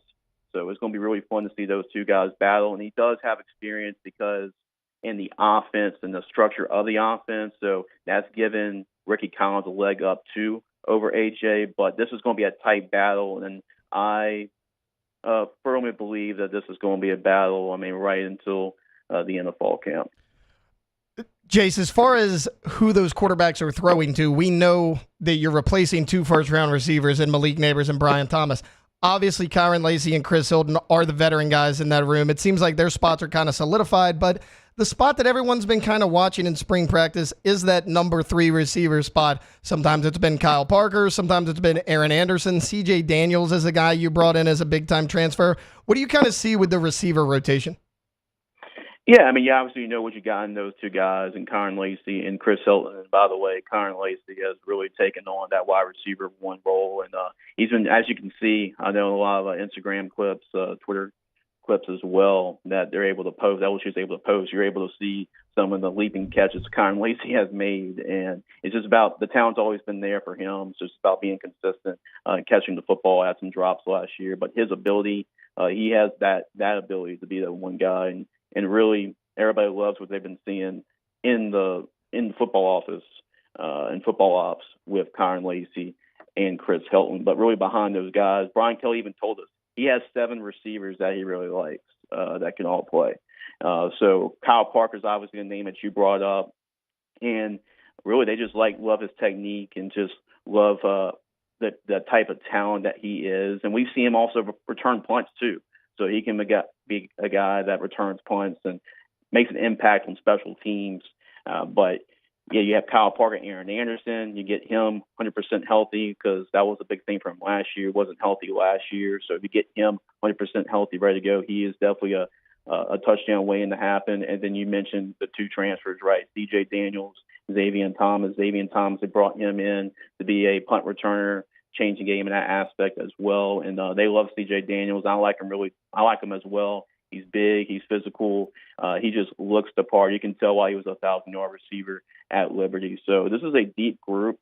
Now it's going to be interesting to see who really separates themselves as the third guy. But you have 4 or 5 different guys that you can rely on right now. And we haven't mentioned the tight ends. I think this year you're going to see really the freshman version of Mason Taylor, which he really exploded off onto the scene. I think he's going to be a guy that really holds tight end room with Kamarian Pimpton, Mac Markway, and then obviously you have the 5-star coming in and Trey-Dez Green later in the fall. I mean, Brian Kelly, they're going to use the tight ends, I think, this year just because some inexperience at the wide receiver position just coming in. I think LSU's going to be able to use a lot of 12 personnel and use some of those tight ends. Jace LeJeune with the Gridiron Football joining us right now. Jace, before I get you out of here, you were at LSU Pro Day. Obviously, Malik Neighbors, kind of the big winner of that Pro Day. But outside of him, what did you see? Was there a guy that really helped their case? Yeah, I think there's some guys. Obviously, Jaden Daniels and Malik Neighbors really stole the show. But there's been other guys I feel like they've helped their draft stock. I mean, I thought Mekhi Wingo moved really well and did a lot of really good things. And when he was doing the 3-cone and the shuttle, he looked really well. And when you go and look at Omar Spates, he had the most bench press reps. He had over 30 reps that he was able to do. Ran a 4.6 40. So I think Omar Spates helped himself a little bit as well. And then Andre Sam ran a 4.53, where he was pretty impressive for a guy from his story, right, coming in, as a former walk-on coming in, and transfer from McNeese State. And so it was really good to see that. So some of those guys had a pretty good pro day. Obviously, they were overshadowed by some of the bigger stars, but I felt like overall, I mean, just depth-wise, I thought it was a really good pro day overall for the LSU Tigers. Jace, before we get you out of here, Gridiron Football, you continue to put out articles about the Louisiana High School Player of the Year for Gridiron Football. When is that going to finally be announced? Yeah, we actually just announced it this morning, and we actually opened it. It's mostly players from Louisiana is what we cover, but there's been some nominees from Alabama, some Texas, and actually a Texas player just won out. And it's pretty crazy that he's only a 9th grader. He received over, I believe, 8,000 more votes than the second-place finisher. So he's only a freshman, and he threw for 42 touchdowns, over 3,000 yards, only a 9th grader. And I heard he's even better in basketball. He's averaged 30 points per game as a guard. So it was like Texas won that this year, but we're looking forward to bringing that poll back. It was a huge success this year, so looking forward to it. And then one more thing, I want to plug for Gridiron Football. We have our Gridiron Football Bowl game, All-American Bowl game we do at the end of the year. And we had players come from all over the country that come to this, that played our upcoming seniors. Our seniors and finished their high school careers. We had players from Louisiana, Texas, Mississippi, Alabama. We had 2 players from Canada even show up when we had the bowl game last year. But right now we're having elite camps coming up. We want to have one this Saturday at Spartan Stadium by East Ascension High School. So if you're a parent listening to this right now or watching this on YouTube, if you have a son that is between 7th grade and 11th grade coming up that wants some really good coaching, we've got some NFL guys coaching this camp, some former college coaches coaching this camp, and everything's going to be filmed. Players get a chance to get interviewed, get a chance to be in our magazine, get a chance to do the combine. Speaking of the combine, we get to teach them how to do the 40, the broad jump, the shuttle as well. And our top performers win some pretty cool gear from us. And if you're a upcoming senior, you have a chance to get invited to play in a bowl game as well. So a lot of cool opportunities. So just go to our website, gridironfootballusa.com, to get registered for the camp. It's this Saturday at Spartan Stadium in Gonzales, Louisiana. All right, Jace, thanks for hopping on with me. I guess I will see you tomorrow evening at Episcopal High School. Ready to do another baseball game with you, man. Good talking to you. Absolutely, Tara. Thanks so much for having me on. I really appreciate it. Yeah, absolutely. That was Jace LeJeune with Gridiron Football. I mentioned it a couple times on the show. I do color commentating for Varsity Sports Now, mainly Episcopal. Jace is actually the play-by-play guy alongside me, so good relationship there with Jace. We appreciate his time for hopping on. All right, we're going to take a quick time out, and all of you out there, you guys thought that I was going to go 3 straight days of hosting this show without talking any Dallas Cowboys? You fools. It's coming up next. We're talking Dak Prescott when we come back on Off the Bench, 104.5 ESPN Baton Rouge. Off the Bench with Hester and T-Bob. I do want to remind you, though, get Gordon, get it done, 225-888-8888. Gordon McKernan Injury Attorneys. Look, you get in an accident. You need somebody who's going to fight for you. Gordon's the answer. They've been at it forever, y'all. They're going to stand up to the big insurance companies. And so you're going to get what you deserve, right? Also, remember, Gordon, proud supporters of a lot of your favorite athletes with the G team, where finally these uber talented young college athletes are able to benefit off of said talent thanks to people like Gordon McKernan. So get Gordon, get it done today. Go to the website, getgordon.com, and there you're going to be able to check past client results, cases they can handle, and what they can do for you in the courtroom. Also, Get Gordon is that handle on all major social media, so multiple ways to get in contact with them, and also your area code in Louisiana, followed by 888-8888. In times of need, get a full list of phone numbers, websites, and other important emergency information on the Demco Stormwatch page at 1045ESPN.com.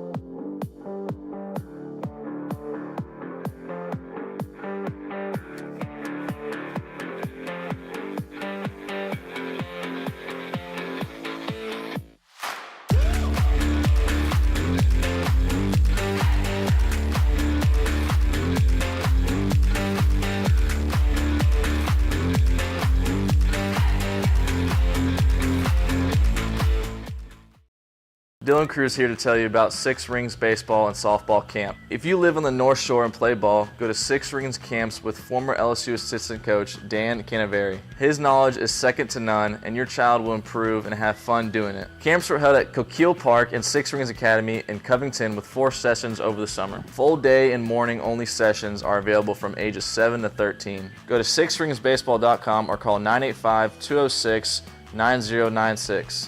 Learn the game to love the game. Breck teamed up to reimagine your parks, and you imagined big. With your help, we went to work, creating 12 beautiful community parks across the parish. A family-sized water park, miles and miles of trails, and parks just for your dogs.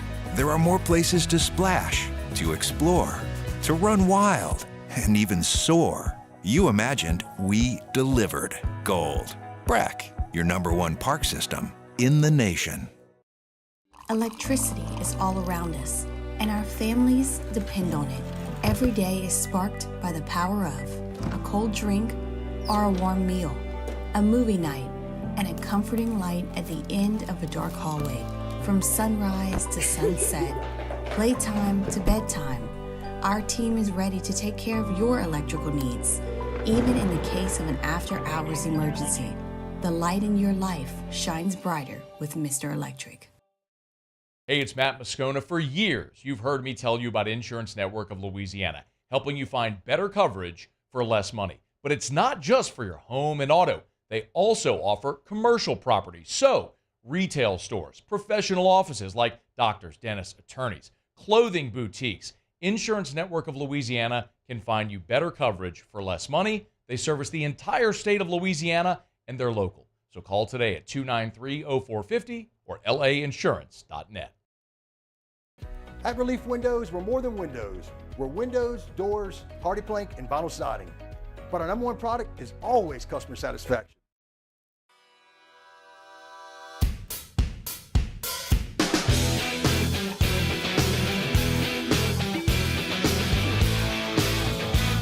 All-Star Toyota presents Off the Bench with Hester and T-Bob. ESPN Baton Rouge, New Orleans, Alexandria, and 1130 The Tiger. All right, welcome back into a Wednesday edition of Off the Bench. Taylor Sharper with you, filling in for T-Bob, A-Bear, and Jacob Hester. 2 more segments to go with you. Ran a little long there with Mr. Jace LeJeune, but he was a wealth of information, and we appreciate him for hopping on. Teased it a little bit before we went to break in my own unique way. We're going to talk a little Dak Prescott here. He's not under contract after this upcoming season. The Cowboys can no longer franchise tag him. Should they trade him? What trade value is there for a guy who's not under contract after this year? They're kind of handcuffed in what they can do. And, you know, I've made my thoughts known about Dak Prescott a number of times on this show. And a lot of people ask me, well, Taylor, if the Cowboys move on from Dak, who could they get, and is he a top 10 quarterback? So I wanted to play a little game of this or that, but we're going to call it Dis or Dak. Alondra's going to throw out a name of an NFL starting quarterback. No, Joe Burrow, Josh Allen, and Patrick Mahomes are not on this list. Those are obvious choices. She's going to throw out a name of an NFL starting quarterback, and I'm going to tell you whether I would take that guy or Dak Prescott. Alondra, kick us off. All right, let's start with Geno Smith. I'm taking Dak Prescott over Geno Smith. I like Geno. I really like his story. He stuck around. He battled it out in the NFL for a long time. I thought he was great coming out of West Virginia. He's a guy that, you know, was looking for that starting job, finally got one in Seattle, made the most of it his first year, took his team to the playoffs. He came back down to earth a little bit last year. I know I criticized Dak for his ability to play in big games. Dak Prescott's a more talented player than Geno Smith. I don't think there's any question about it. So I'm going to go Dak Prescott over Geno Smith. How about Derek Carr? Man, I wish Jake and T-Bob were here for this, because time and time again, they're like, Taylor, I'll trade you Derek Carr for Dak Prescott. And every time I was like, yeah, that's fine, guys. Let's do it. I'm going to take Dak Prescott, actually. The year Derek Carr had still leaves a bad taste in my mouth, and I get it. Dak Prescott's not great in the playoffs. He lets me down time and time again, but he was really good in the regular season this year, at least a lot better than Derek Carr. I thought the Derek Carr signing was actually really good. I'm in the minority on that, and I'll admit that as of right now, it looks like I'm wrong. But yeah, I would take Dak Prescott. If you'd asked me before this last season, I probably would have said Carr, but I can't get last season out of my head. I'm going Dak Prescott. Shoot, I'd take Dak Prescott over Derek Carr. Yeah, I mean, you have to after last year. Matt Stafford. I'm taking Matthew Stafford. Yeah, this one's easy for me. And this is taking in his injury history and his age into effect as well. I'm taking current Matthew Stafford over Dak Prescott. He was solid last year when he was in there. I know he went through some injuries, but this is a guy that took his team to the Super Bowl just 2 years ago. He won that game. He played really well in that ball game. That's been Dak's biggest critique. Can he win in the playoffs? Can he win in big games? Matthew Stafford's proven that he can do that. He was on a bad team and a bad organization with the Detroit Lions for a number of years and still put up really good numbers. He had a change of scenery, and then what happened? The first year he's with the LA Rams, he takes them to the Super Bowl. I don't think there's any question about it. I'm going with Matthew Stafford. Baker Mayfield. Oh, another good one. Like we don't know the answer to this already. I'm taking that. No, I'm just kidding. I'm going Baker Mayfield on this one. And I'm glad you brought this one. Yeah, I know. Shocker, right? I'm glad you brought this up because I was talking with Jake and T-Bob. This is a conversation we actually had on air the other day. And, they were kind of scoffed at it a little bit because I said that, he was better in the playoffs than Dak. Now, Dak's been to the playoffs a lot more, but look, you got to understand, this is a Baker Mayfield who has never had the same offensive coordinator 2 years in a row, who has never had the weapons around him of a Dak Prescott. So while, yes, if you go look at the raw numbers, you can say Dak has had a better year on average year in and year out than Baker Mayfield. But if you go look at the playoffs, in Dak Prescott's career in the playoffs, he has a 2-5 record as a starting quarterback in the playoffs. A little under 2,000 yards, 14 touchdowns, 7 interceptions in 7 career playoff games. Now, Baker Mayfield's only played in 4 career playoff games, but his numbers aren't far behind. He has a better touchdown-interception ratio, 10-3. He has almost 1,200 yards passing in only 4 playoff games, and he has a 2-2 record in the playoffs. So he's played 3 less playoff games, has the same number of wins as Dak Prescott. The yardage is better per game, and he has a better touchdown-interception ratio. You play football to win the game. You play to do good in the playoffs. Baker Mayfield's been better in the playoffs than Dak Prescott, so I do think it's close, but I'm going to go Baker Mayfield over Dak Prescott. All right, Will Levis. Second year. Yeah, I'm taking Dak Prescott over Will Levis. I think Will Levis has potential. I think he's an athletic player. He came into a tough situation with the Tennessee Titans a year ago, and I thought he played well. I thought he played a little bit better than I expected him to. I didn't really know what kind of prospect we were getting out of Kentucky. There were a lot of people that were really high on him and were like, hey, this guy's a top 5 pick.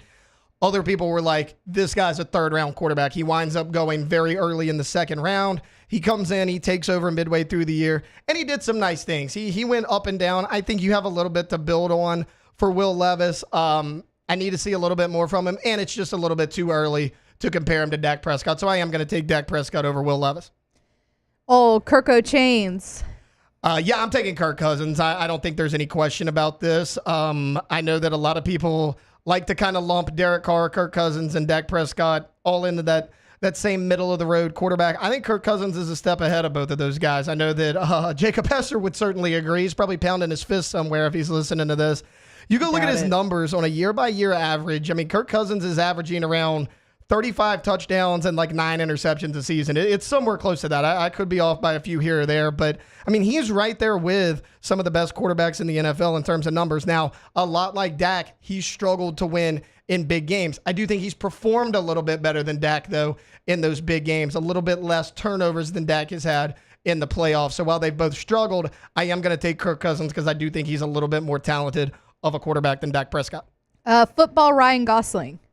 Football Ryan Gosling, you must be talking about Jared Goff. Yes. I'm taking Jared Goff. He had a big year with the Detroit Lions. He's been really good for him. He took him to the NFC Championship game, was very close to going to the Super Bowl and beating the San Francisco 49ers. He's already been to a Super Bowl with the LA Rams. The biggest knock on him is everyone said the Rams are a quarterback away from winning the Super Bowl. You trade for Matt Stafford, he wins the Super Bowl in the first year. I like Jared Goff. I think he's been a solid quarterback since he's been in the league with the Rams and with the Detroit Lions. He's kind of the centerpiece of what they like to do on offense with one of the highest scoring offenses in the NFL. He takes care of the ball for the most part. He was really good last year.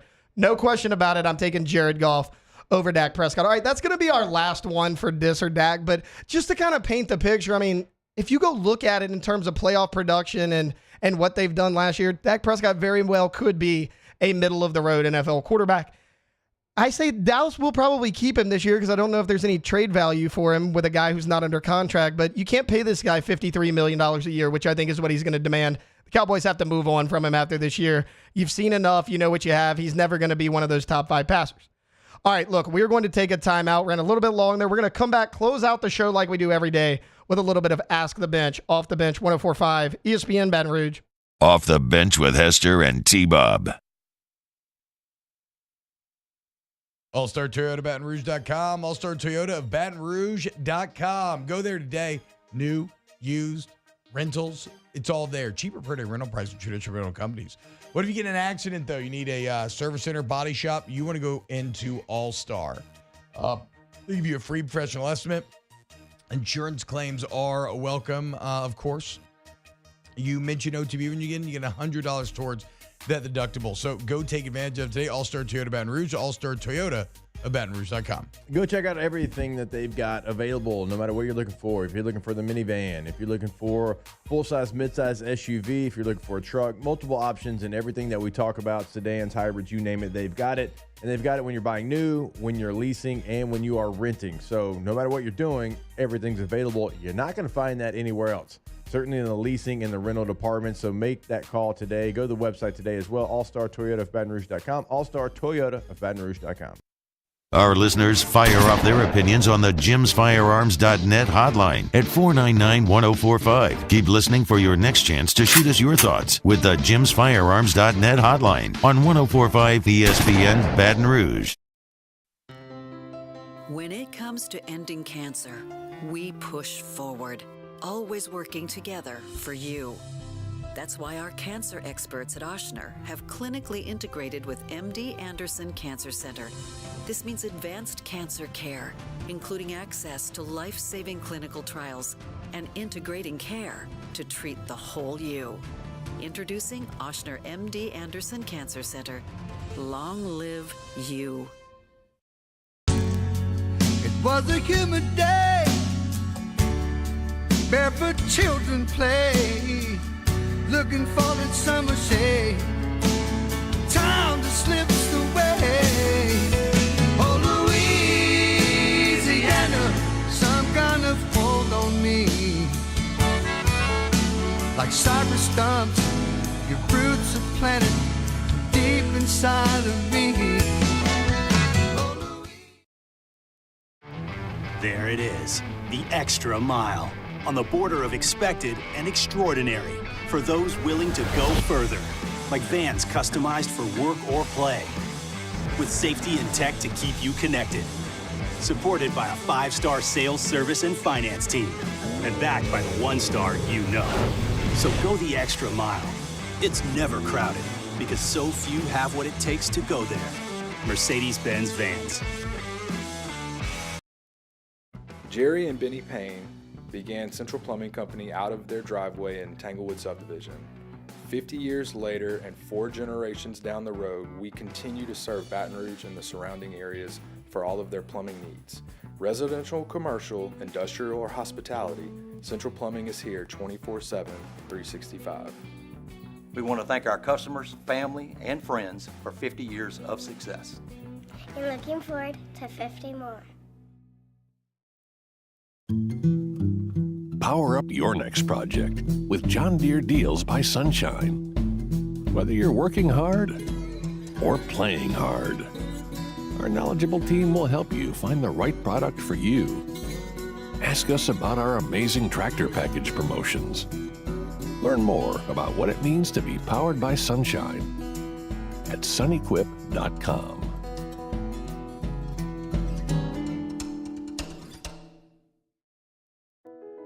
I've been doing business with Luba for 25 years. They're dependable, trustworthy. It's just the attention to detail with our clients. Our folks have years and years of experience. They're highly trained professionals. But many companies have that asset. What I'd like to think makes Luba a bit different is that we use those talents in a way that truly is dedicated. I'm not the one who's so far away when I feel the snake bite and tear my veins. Never did I wanna be here again, and I don't remember why I came. All-Star Toyota presents Off the Bench with Hester and T-Bob. ESPN Baton Rouge, New Orleans, Alexandria, and 1130 The Tiger. All right, welcome back into the final segment of a Wednesday edition of Off the Bench. We're going to close it out like we do every single day with a little Ask the Bench. So Ask the Bench, the first question, do the Saints have the Saintsations and the cheer squad? Yes, we talked about this a little bit earlier. So Cassie's sister Jessie is part of the cheerleaders. The Saintsation is the Saints dance team, so they do kind of coexist, but they are two separate entities. Ask the Bench, what is the best Mexican restaurant in the LP? So I think this is technically the LP. Up in Watson, a little bit north of Denham, we have Casa Maria. It is phenomenal. That's my favorite Mexican restaurant. Also, Pedro's right off of the interstate at Juban Crossing. Really love that one as well. Sarita's and Denim right near Bass Pro and Sam's. That's good as well. Decent amount of Mexican restaurants in Livingston Parish. All of them are solid. Ask the Bench. Are you the only one answering these questions? Like you keep answering and then going. LP. Y'all don't live in LP. Well, is there a La Coretta in LP? Yeah, in Denham. I would say La Coretta then. There's a La Coretta in LP. All right, here's one for all of us. Ask the Bench. Would you rather party with T-Bob or Hester? I mean, I feel like that's an easy answer. I'm partying with T-Bob all day, every day. Yeah, I feel like I have to agree. I'm going to go the other way, and I'm going to say Jacob Hester, and here's why. I'm a lower-key person. T-Bob Hebert is going to make me try things and get me in trouble. I don't want to go to jail. I really don't want to do that. There is a lot lower chance of me going to jail if I'm hanging out with Jacob Hester. So as fun as T-Bob would be to party with, it also seems a lot more dangerous. All right, I feel like we need like a T-Bob and Alondra. Like, I need to party with T-Bob and see where it goes. Yeah, it could work. It could get rowdy. All right, here's one for you. Ask the Bench. Good road trip music suggestions. I mean, I don't know. We always listen to like rock we just listen to rock all the time. But when I was growing up, we would listen to, like, when I say I love Stone Temple Pilots, that's what we would, like, Interstate Love Song reminds me of road trips anytime I listen to it. So I would say some classic 90s grunge. Cassie? I mean, I'm a big country person. I listen to country music a lot, so that's kind of just the playlist style I would listen to. Surprised neither of you said Taylor Swift. For me, it would be. I know my audience. Yeah, it would be country as well. All right, look, that's going to do it for Ask the Bench. Look, I've been filling in for the last 3 days for Jacob Hester and T-Bob Hebert. It has been an absolute blast. It's a ton of work putting these shows together and then going to do your video production after the show, but it's been an absolute blast. Thanks to Alondra. She's been helping every step of the way. She came in clutch yesterday morning, being our personal Uber for the show yesterday morning, coming in on 2 wheels. We made it happen.